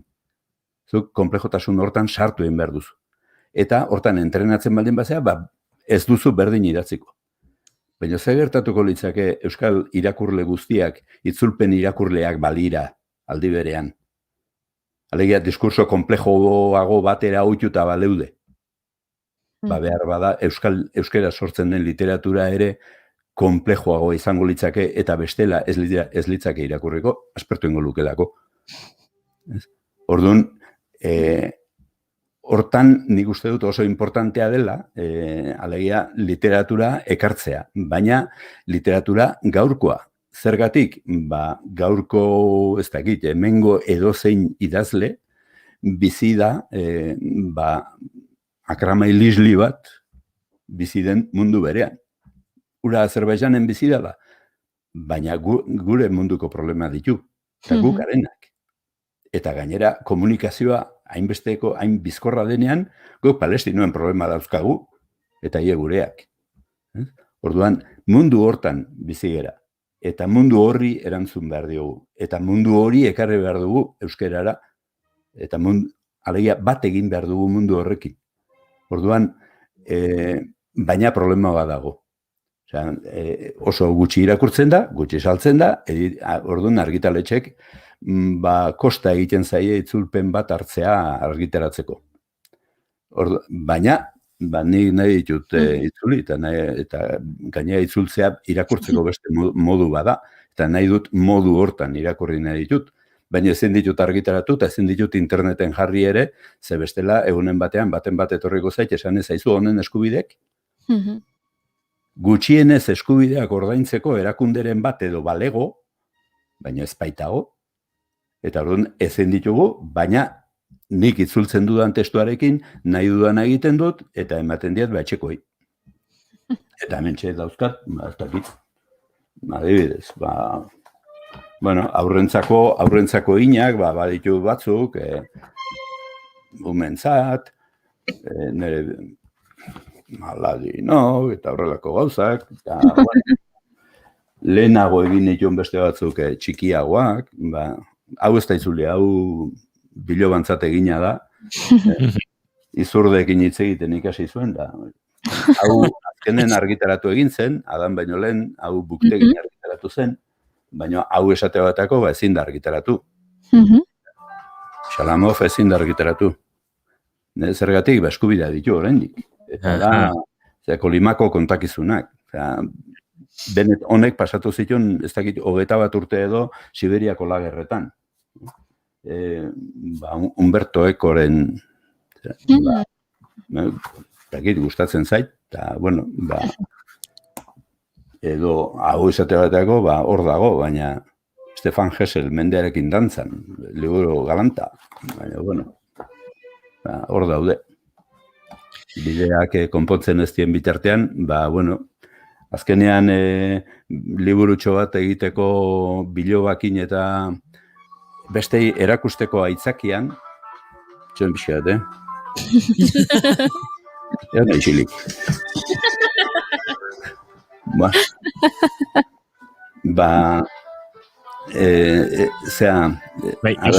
Esatean ninduana, azkenean YouTubeen sartu eta umei erakusteko aitzakian nola enkuadernatzen zen eta horrela, disimulo pixka batekin, beste irakasteko aitzakian, neukere ikasi nuen nola enkuadernatzen zen, eta, bueno, orduan, neuk enkuadernatzen ditut, eta horrelako egit ditut.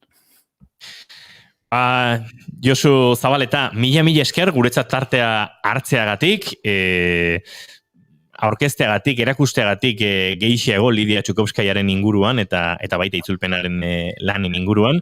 Guk aurrera egin behar dugu, baina tira, gustora asko hartuko dugu zurekin bigarren kafea etorkizunean eta kontatuko diguzu zertan ari zaren eta kontatuko duzu gehiago Rusiar autoren inguruan edo nahi duzunaren inguruan.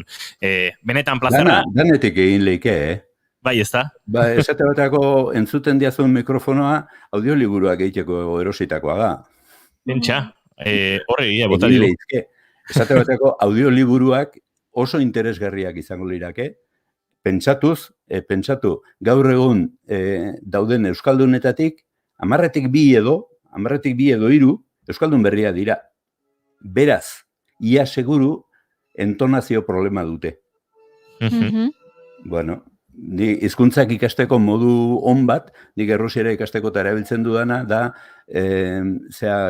erreproduzio sistema programa pila bat daude, baita telefonoan bertan ere, geisten dezu pixka bat erreproduzio velozidadea, dauneko 80 esate batako, eta ja doble ente ditzen dezu. Asko ari gara ikasten, Bai. Josu Zabaletarekin. Bai, zuza ikasietan nik? Zer? Baba Yaga ezagutuet. Bai, zuzein dan Baba Yaga? Ez? Sorgin bat. Errusiako ipuinetan agertzen dena. Bai. Eta, oida, urpean murgildu irakurtzen, liburua irakurtzeaz gain, Baba Yaga ezagutuet. Eta guain igual zuek izutzeko erabilikoet, Badauka liburu bat interesgarria Urezitzek, Baba Yaga karrautza jarri zuenekoa. Epa. Ui. Josu Zabaleta, sostako bitzentzuten agurtuko zaitugu, etziazu zuzendu, zeakaso zuzentzeko izango da, baina esango nuke Rusiar klasikoen artean Txukovskaiaren garaikidena edo sostako bera izango dela, Stravinsky edo eta Prokofiev baino gehiago. Ados? Txukovskaiaren etxean ibiltzen zen. Abai, pentsa, enigo ni ainoker. Josu Zabaleta beste batean kontatu beharko diguzu, nola topatzen ziren Sostakovich eta Txukovskaia. Mila esker eta laizter arte. Historia politiagoak ere badaude. Hoitako batek eraman ninduen beste liburu bat itzultzera. Ze kontatzen du, nolako parreak egiten zituzten, Patparutxi Kije da, Kije sargentoa, nik itzuli nuen aipatu teniente ordea, baino PH egin, eta buktegin dago, olako Tinianofen historia bat. Eta nolako parreak egiten zituzten hori irakurriz. Josu, esan dakoa, hartuko dugu bigarren kafe hori eta kontatuko izkiduzu hauek eta bestelakoak. Izan ondo, eskerrik asko. Bueno, eskerrik asko zuei. Agur. Aio.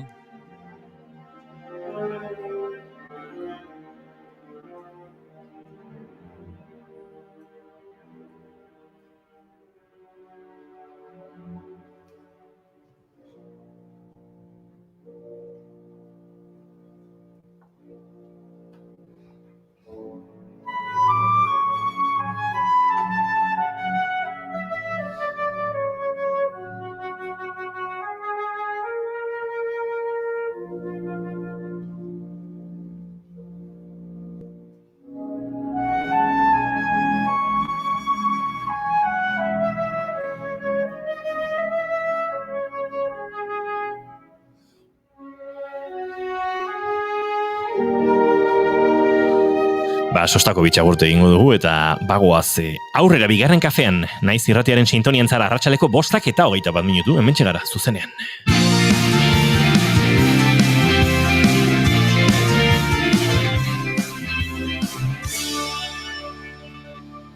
Bigarrenak ez direlako beti okeak. Bigarren kafea.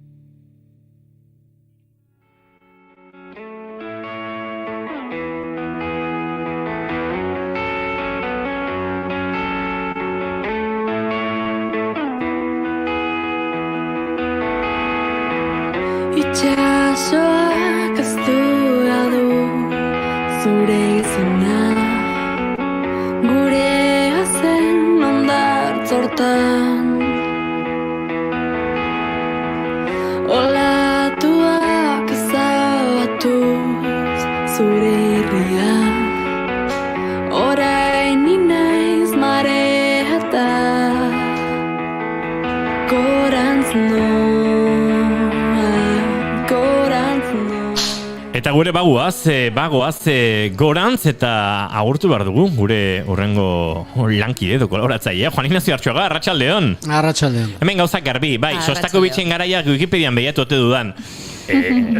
Noski, Txukovskaia noiz jaio zen konfirmatu beharra ere bazegoen, eta baina gauzat esango dizut, Wikipedian begiratuta ere, Juan Ignacio Artxoagaren gaurko gidoia ez dugu gehiegi ulertu. Erregetzari buruz hitz egitea zatozela eta hortxe geratu gara. Eta oso dotore gainera, ze alkandora polita dakarkizun. Hoendik, beste dozen erdi bauka. Ze ondo.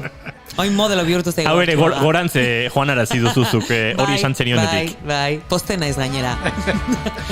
Bueno, kontai guztu, erregetza. Seguntatu harri guztu erregetzaren inguruan, Juan Ignacio, nondik nora gaurkoa? Bueno, pixkat lehenaoko aurreko estetakoaren hildotik, pixka bat gaurko gauzetan mitologiaren oinatza, mitologiaren arrastoa aurkitzea, ezta.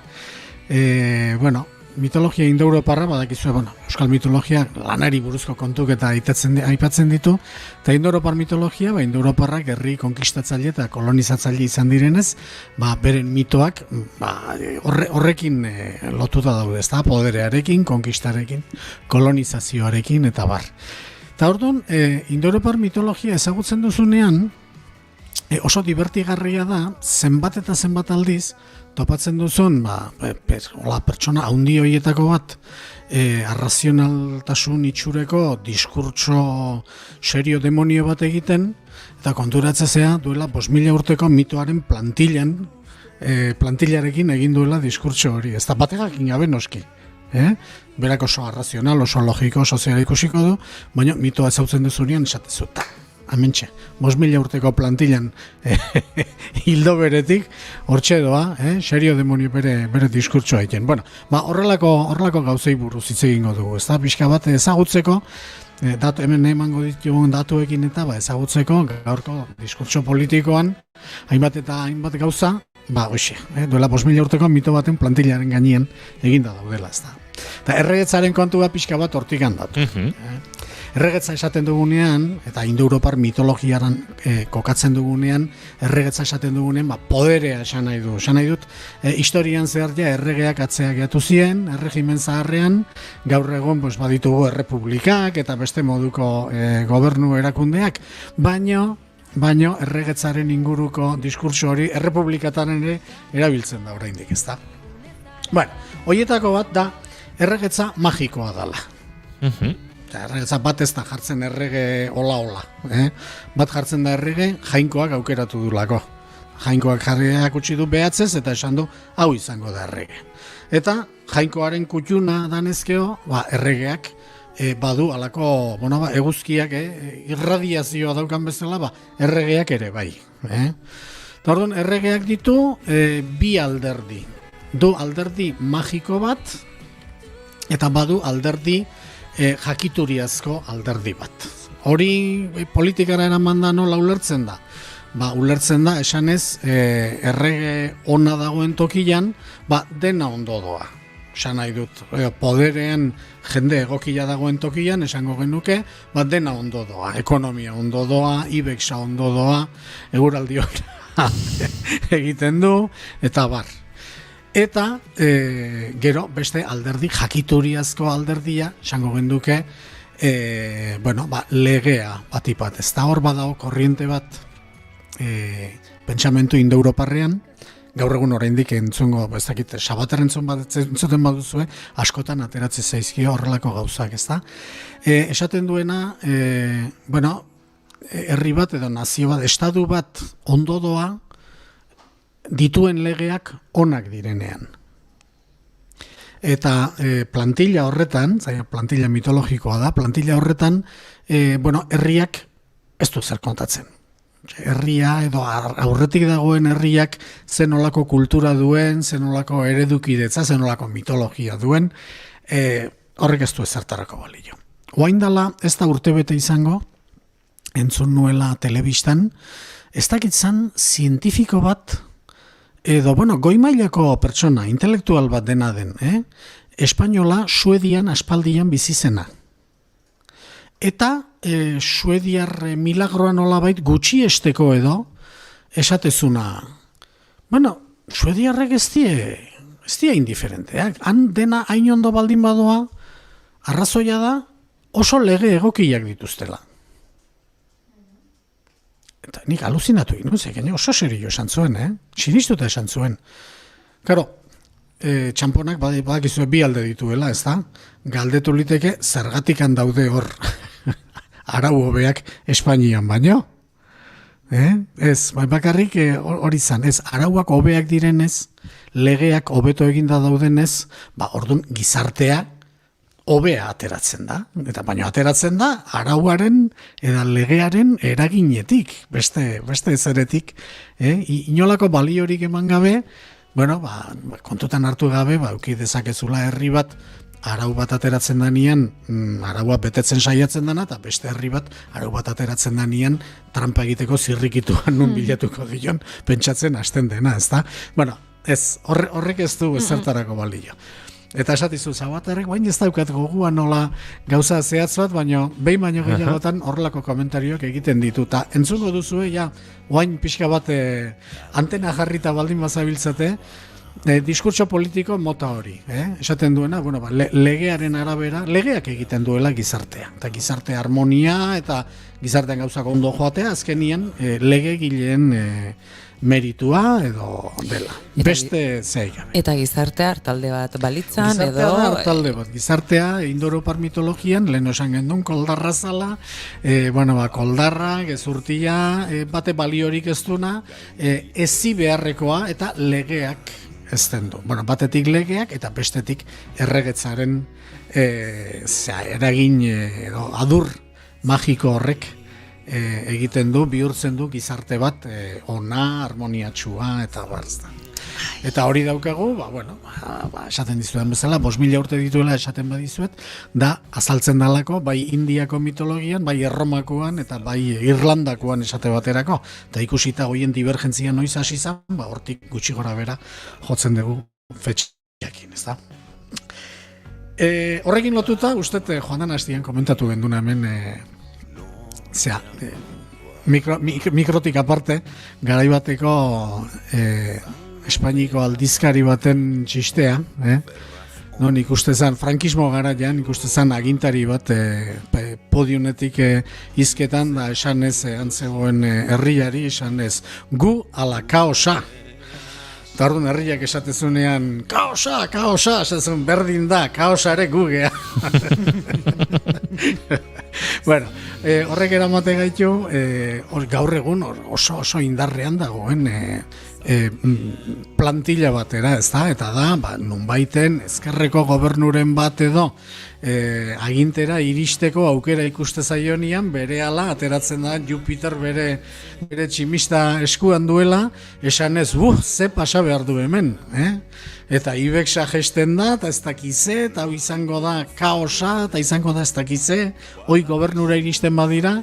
Bueno, diskurtso horrek, ditu, 5.000 urte, diskurtso hori azaltzen da Irlandako mitologian kontatzen digu nola baserritarrak matxinatu ziren eta erregea eta nobleak bota egin zituzten. Eta hori egin da bere hasi izan, eguzkia izkutatu intzan, euria etengabe, ez zegoen fruturik, ez zegoen ustarik, errekatan ez zegoen amorrailik, ez zegoen, dana desastre bat izan zen, eta horrela ez dakit zenbat urte sufritu eta gero, esan zuten alperri da, jainkuak gure kontra dut, orduan joan ziren umil erregearen gana, eta esan zuten, itzul zaitez mesedez, eta gu itzul izanean, berriz ere, torri zan natura berriz, jainkoaren eskutan dagoenez, erregearen alde egin zuen, eta hori azaltzen da Irlandako mitologian, azaltzen da Erromako mitologian, azaltzen da Indian. Bueno, orduan, entzuten duzunean, ezkerre iristen baldin bada, kaosa izango dala, badakizu, ze sokaluzetikan datozen kontu horiek. Beldurra eta errua, ez? Behin eta berriz ere. Erruaren ez du pentsatu. Bueltak ematen, entzuten eta esaten una, beldurretik gero azkenean dena hankaz gora jartzen badaz, norbaiten errua izango da, ez? Herriaren errua, beraz, herriak berak, bueltatu beharko du barkamena eskatuz, besteei, ez? Horrela hasia da. Herriari errua bota diote inoiz? Ez dakit, ez dut gogoan, posible da. Zaldi emozionalak gala.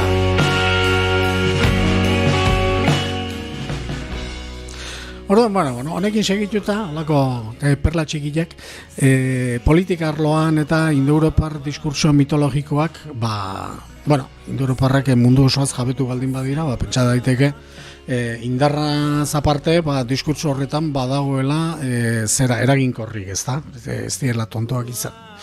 Orduan, gauza bat oso kuriosoa da, Indo-Europar mitologian ageri dela, dana indarrean oinarritu behar da, militarrek aurretik bota behar dira konkistarako eta hori dana, baina militarrek ez dute egindu behar. Eta hori oso importantea da, militarrek agintzen dutenean, badakigu ze pasatzen da, nietoki guztietan, ez da? Bestelako kaos hori, ez da? Bueno, hori ere, Erromako mitologian ageri da, Erromako 3. erregea, eta Erromako historiako aurreneko erregeetanak mitologikoak dira. Ez dira, Tullus Hostilius izeneko bat, militarra, jartzen da agintea, jartzen da errege, eta egiten ditu bere gauzak, eta momentu batean saiatzen da, erregetzaren esparrua den toki batean sartzen, ez da? Eta da, pontifex moduan, jainkoei kultoa eta egiten da. Orduan, hasten da kultuak egiten, eta kultuak gaizki egiten du, eta Jupiterrek tximista bialtzen dio, tantze frigitzen du. Erromako 3. erregea, mezu emanez militarrek zuek kuartelean ondo zaudete, baino erregeri obeditzeko. Atera kontuak, oraindikan, 21. mendean, eta gu azpian gauzkan pasaporte ematen digun estadu honetan, oraindik ere erregea militarrak pozteko nola mantentzen dan. Batutan zalantza sortzen zaigu, estatua edo erreinua deitu behar diogun beste sakratu honi. Beste funtziorik ez baitu, baina esan nahi dut hori oraindik ikusten duzu azkenian erregetza magikoarena eta nola erregetza militarrak kontrolpean edo nolabait arrastoa jarrita eta hortik ez pasatzeko eta hori dana erregetza nola erabiltzen den, bueno, pues, jaun Andreak, gaur bizi gara testu inguru mitologiko horretan bertan. Erresuma honetan bainipin. Mutu gelditu gara.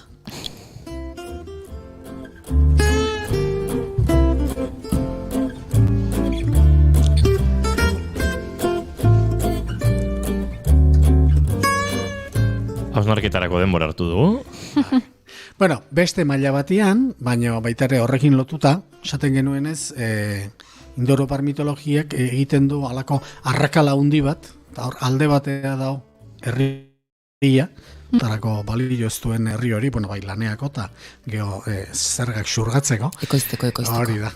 Eta bestetik handago, agintea. Eta agintearen esferan dago, goi maila, erregetzaren ingurukoa, bere magia eta jakituriarekin, eta horren azpian dago indar militarra erregetzaren mesedetan lan egiteko, ezta? Bueno, horrek sortzen du, gero beste arlotara salto egiten duen kontzeptu bat, eta da, nolabaitek badala halako jakituria eta halako maila bat guztiona ez dana, ezta? Eta hortik handator zuzenean, gaur egun oraindik, agian ja gutxixago, baina oraindik duela un urte oraindiken, izugarria zen artisten goimailatasun mortalen gaineko goimailatasun hori, ezta? Elitea. Eta gaur egun oraindikan hermeneutika edo esaten dana, azkenian nola labortuko genduke bi hitzetan. Hau ez dezu entenditzen, baina oso importantea da. Hori zuzenian hortik handatorkigu. Zer da hermeneutika? Interpretatzeko modua o interpretazioa? Hermeneutika berez da eskritura sakratuen interpretazioa. Eta noski eskritura sakratuak, jainkuak eta errebelatu dituenez, zuk ez dituzu ulertzen, baina oso importantea da. Orduan, hermeneutika gero giza zientziatan bada eskola bat, beburuari jartzen diona, eta azkenean egiten duena giza zientzia behar lukena erlijio bihurtu nolabait, ezta? Zatik egiten duena da hitz zaila asko bata bestean atzetik jarri eta hori dana irakurri eta hola gehatzezeanian esaten dizu, zuk hau ez duzu ulertzen, baina oso importantea da. Eta nik esango dizut zer esan nahi duen benetan. Bueno, hori da hermeneutika. Nik esango dizut zer pentsatu behar duzu. Hori da, nik honek zer esan nahi duen, zuk ezin dezu ulertu, baina konturatzea oso importantea dela, ez da? Noski, du deitere. Nik esplikatuko dizut hau zara.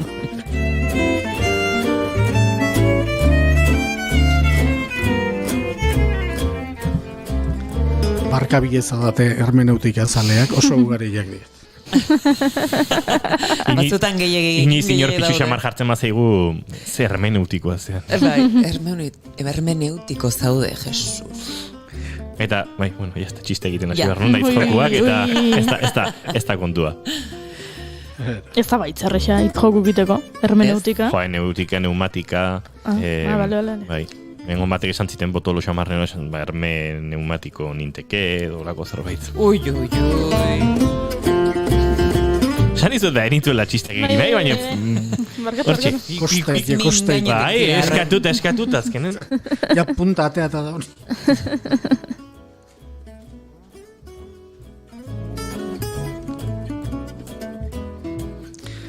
Bueno, Indo-Europarren beste kontu bat, gizarte berriaren sorrerarako daukaten manuala izango litzateke, ezta?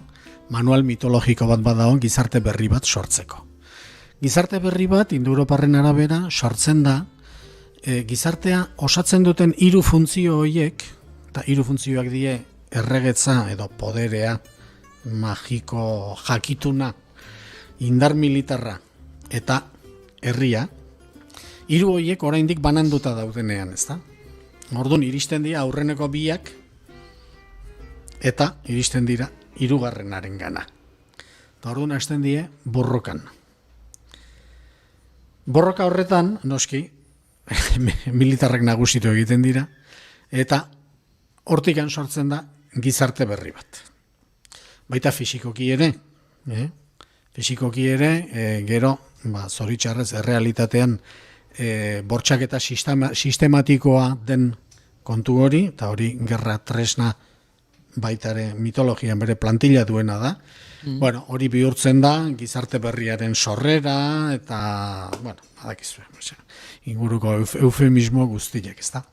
Baina, diskurtso, guk esango genduke, amoral eta anker xamar horretan, badaude oso gauza pizkorrak baita ere, esaten dudan bezala, garai batean esatu Indoeuroparrez gaiztoak dien, baina ze azkarrak dien ere pentsatu behar dugu, zatik, ondo ezagutu behar duzu, dena. Bi gauza ditu oso kuriosoak. Eta da, bat, militarki irabazita gero, esaten du, bueno, hau enpate bat izan da. Mitoetan hori ageri da. Hau enpate bat izan da. Eta gainera esaten du, bueno, bain, gizarte bat egingo dugu, eta aurreneko erregea izango naiz ni, konkistatzailea. Eta konkistatzailea hiltzen danean, bigarren erregea da konkistatuetako bat. Noski, konkistatzaileak jarritako bidean eta hildoan sartuko dana, eta hizkuntzan eta ohituran eta guztian, baina bertako bat. Hori da, mitoan ja zehaztuta. Eta horren arabera egiten dira, eta oso ondo funtzionatzen du kolonizazio tresna moduan, ezta? Garaituaren integrazioa errazteko ze gauza eraginkorrago bi horiek baino, ezta? Batetik esatea enpatea izan dela, zuk oraindik irakurtzen baldin badituzu Gaztelako kronikak, Araba, Gipuzkoa eta Bizkaia 13. mendean bere kabuz eta bere borondatez sartu ziren Gaztelan, Nafarroa utzita. Ejerzitoa horre Gasteizen sartu izana bezperan, txorakeriak. Diskurtso hori aurkituko duzue, behin eta berriz, baita gaurko zea politikoan ere. Ez, hau zuk zure borondatez egin duzu. Hau izan da, enpaten gendelako, eta bueno, nola ateratzen gea empatetik, hau egingo dugu, ezta? Oso bizkorra eta eraginkorra kolonizaziorako. Eta guri dagokigunez, besterik ez, bakarrik mitologian bere jatorria nola duen, eta hainbat gauza entzuten dituzuenean, hemendik aurrera, gogoratu hauekin.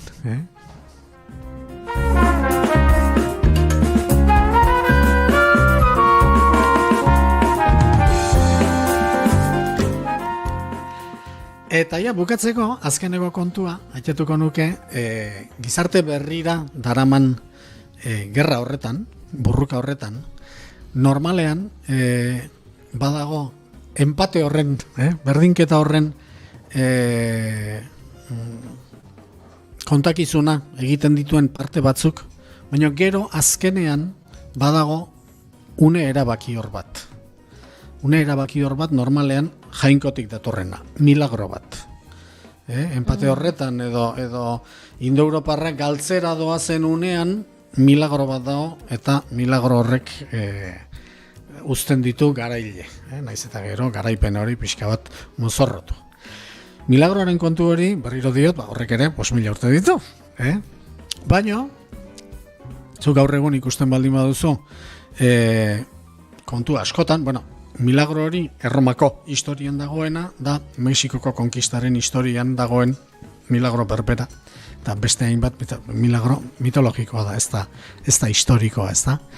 Baina, horrek ere, mobilizatzen du gizakiaren indarra handi bat. Beraz, psikologikoki benetan oso interesgarria da. Nik goatzen naiz hemen Madrilek azkeneko minutun beti irabaztezunekoa. Ez dakitzuek garai horiek ezagutu dituzuen. Oain ikustet gauzak pixka garbilago direla eta tarteka galtzen du. Baina urte batzuk egon ziren ezinezkoa zala. Orduan bazenekien berdintzan, 5 minutu faltan 3 eta huts irabazten joan berdintzan, edo berdinduko zizun, gutxinez edo irabazi. Eta horrek eragin egiten du sinisten duenari. sorginkeriak bezala edo Afrikako magia bezala, ez da? Sinisteztunari ez dio eragiten. Madrila joatezan Europara eta han etzan ezer gertatzen. Han jipoize zuten Alemanin eta azkeneko momentuan ero bezala erasoan joan arren, etzan ezer gertatzen. Baina Espainian azkenen momentuan ero bezala erasoan joaten ziren eta azkenean gola sartzen zuten, eta sartzez pazuten arbitroak, bazegoen laguntza txiki bat emateko. Baina, esan nahi dut hor, mobilizatzen zen indarra handi bat, eta indarra zen erasotzailearen aldetik, eta eragite zion baita ere, defentsan ari zenaren aldetik, defentsan ari zenak ere uste zuen azkenean, eta hori psikologikoki ikaragarri importantea da. Eta honen importantzia neurtzeko goindala gutxi irakurri dut Kurt Richter delako psikologo baten, biologo baten esperimentua, ez dakit inoiz entzun duzuen. Ez? Esperantzaren edo fedearen indarra neurtu zuen. Ze gauza, Zeinek esango luke esperantzan neurtu leikenik. Neurtuta dago, zenbakiekin. Bueno, harima neurtu badute. Eta honek dauka milagroaren kultura honekin eta milagroaren esperantzak eukidezaken indarrarekin lotura zuzena. Gizon honek egin zunzea, hartu zitun arratoi batzuk. Eta jarri zitun ontzi batzutan, urez betetako ontzi batzutan.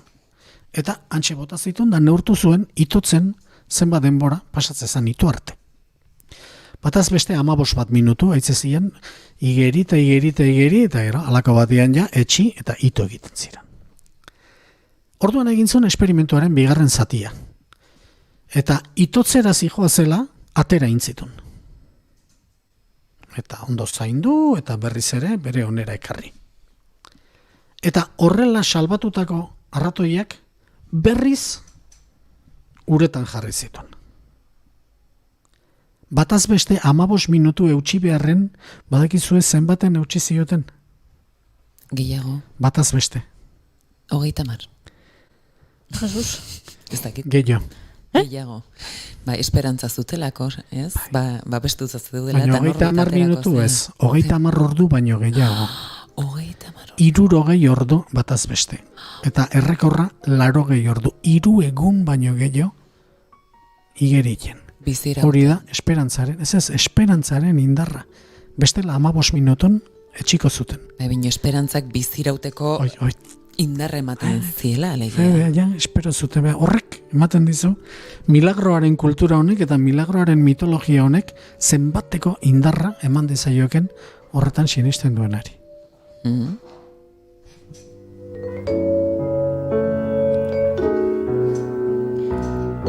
Juan Ignacio Artxuaga gu ere esperantzari helduta geratuko gara. Azken 13 minutuak ditugu gaurko bigarren kafean. Mendiken 15 egunetara ikusiko dugu berriro elkar. Oso ondo. Izan ondo. Aio.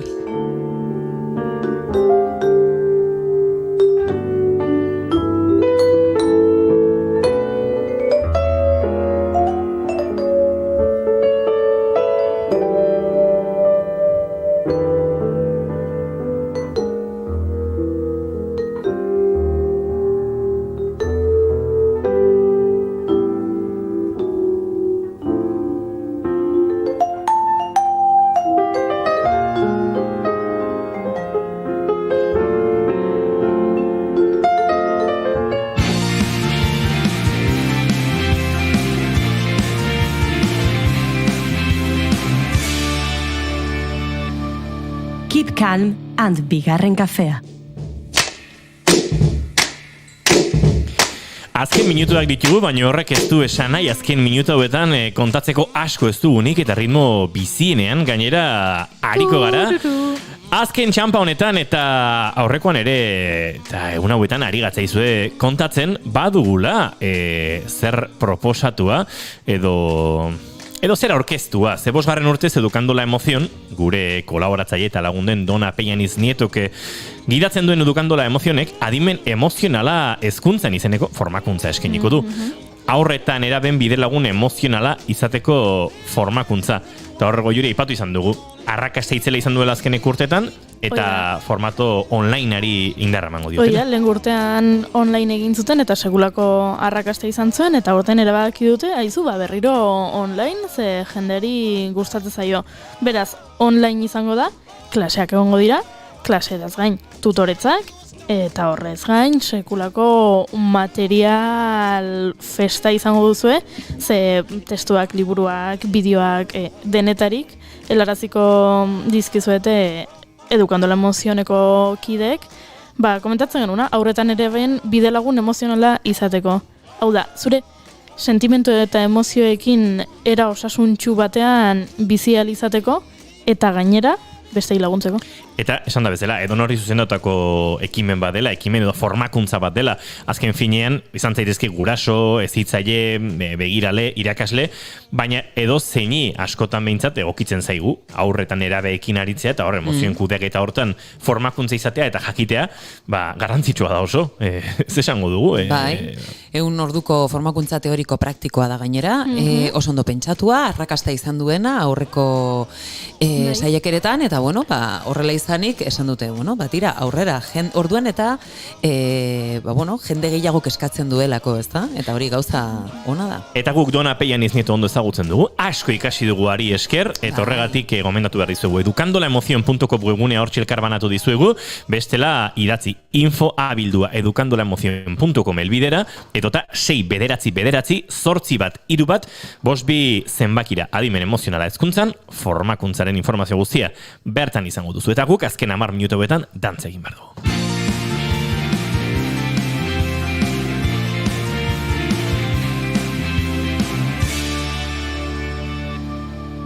Naiz irratian, bigarren kafea.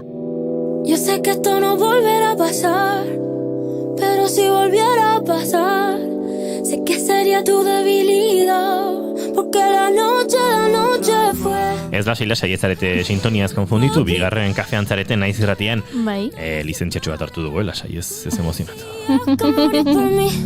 Porque la noche fue algo que yo no puedo explicar. Azalpen bat du honek guztiak, eta azalpena du. Bada soziologikoki edo ikerketatik duen proposamen bat. Bai, The Pudding da datuak bistaratzen espezializatutako kazetaritza edabide bat.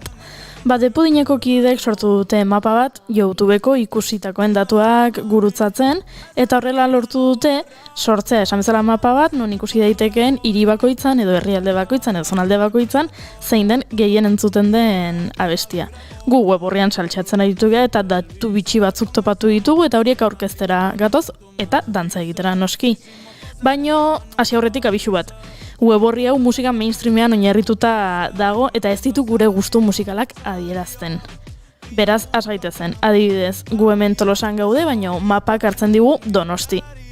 Donostia. Gero Jon Liza zerretu iten dara. Barkatu. Donostia hartzen digu, gertuko hiri handiena delako. Eta The Pudinak esaten digu adibidez, Donostikoa balin bazara eta popa entzuten baduzu, ziur Rosalia eta Bad Bunnyren La Noche de Noche bestia entzun duzula.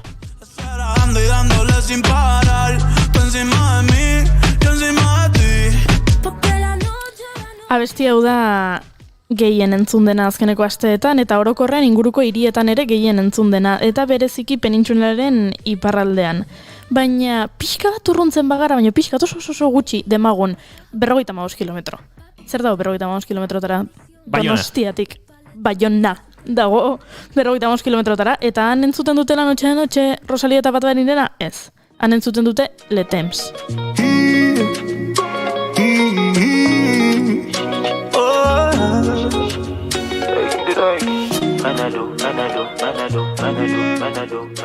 Eta hau kuriosoa da, ze izan ere asko zurrutiago dauden lekuetan musikaradi dagokinez behintzat antzekotasun gehiago dituzte esan bezala leku horiek Donostiarekin.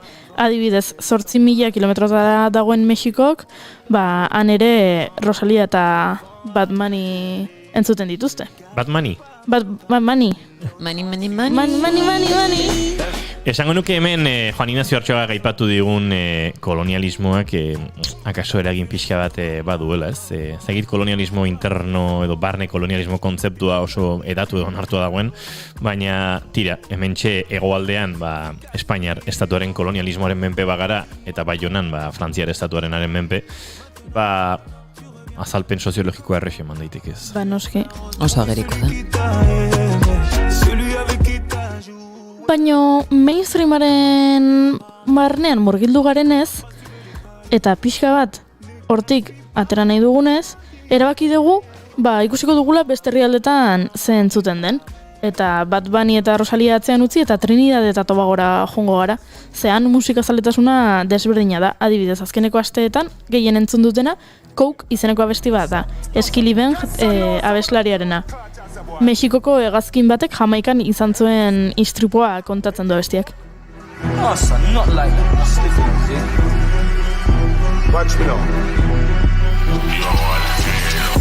Plane just crash with the coke. When I put it in my nose, sell it like sell me have a store. We had the plug. Baina, bueno, Trinidad eta Tobagora joan gabe, hain urrutira joan gabe, adibidez Italiako abesti arrakastatxoen ere ez da oso ezaguna Italiako mugetatik kanpo. Kola Peske eta Di Martinok abesten dute musika leyerísima. Eta, bueno, abestia aurkeztu zuten Sanremoko abesti lehiaketarako, dala Eurovision bezala, baino Italiakoa, eta 4. postua lortu zuten, eta hala ere gehiago entzuten da, hau lehenengo postua lortu dena baino. Musika lejerisimonek gogoratu dit Igor Estankonaren Italo Calvinoren analizi hortatik. Leyeretza. Baina, bueno, entzuten ari gara ez, Italian, italieraz, eta Frantzian, frantsesez, eta Mexikon, erderaz. Baina hizkuntza eta abestia eta herrialdea estatoz bat beti, adibidez, Alemanian inglesezko abesti bat da entzunena, Nathan Evansen Wellerman. Historia bitxia du abesti honek, ze berez, bueno, Nathan Evans eskoziarra da, eta urte hasieran Zelanda Berriko abesti herrikoi bat hartu zuen, eta TikToken jarri zuen, bea abesten eta musika egiten. Beraz, eskoziar batek Zelanda Berriko abesti herrikoi bat hartu du, bertsio bat egin du, eta Alemanian hori da gehien entzuten dela. Esan duzu Frantzian frantsesez entzuten dela, baina Euskal Herrian ere bai zoritxarrez. Egia da.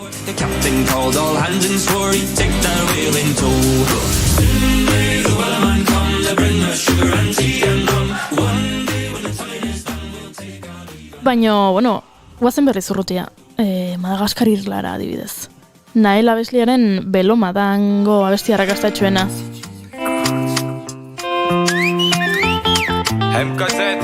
Hemen doinu alai eta dantzagarriak, Fotinen omulatzi fumu nuzafakinan geren auza hakatia.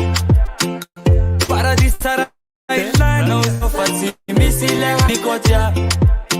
Kesubia keneo, situmangitzi hanenyo.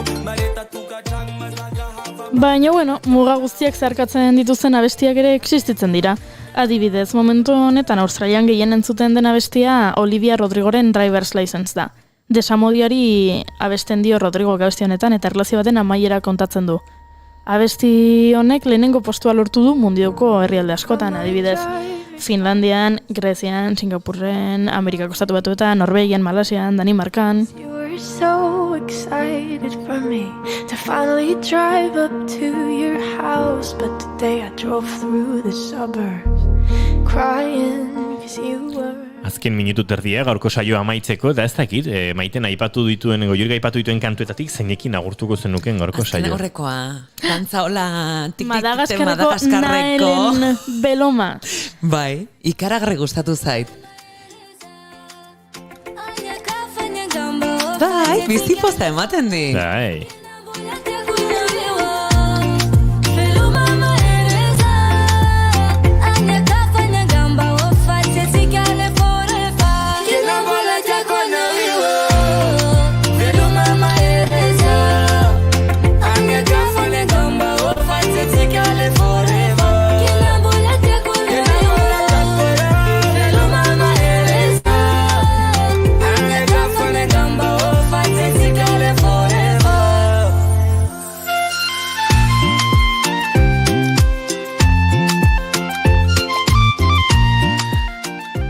Madagaskarko Naelen Beloma kantonekin agurtu behar dugu gugarko saioa, baina bihar hemen arratsaldeko 4 izango gara zuekin bueltan.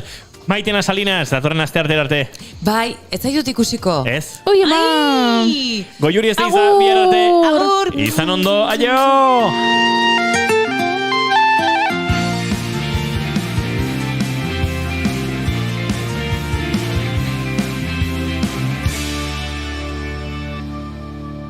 Keep calm and bigarren kafea.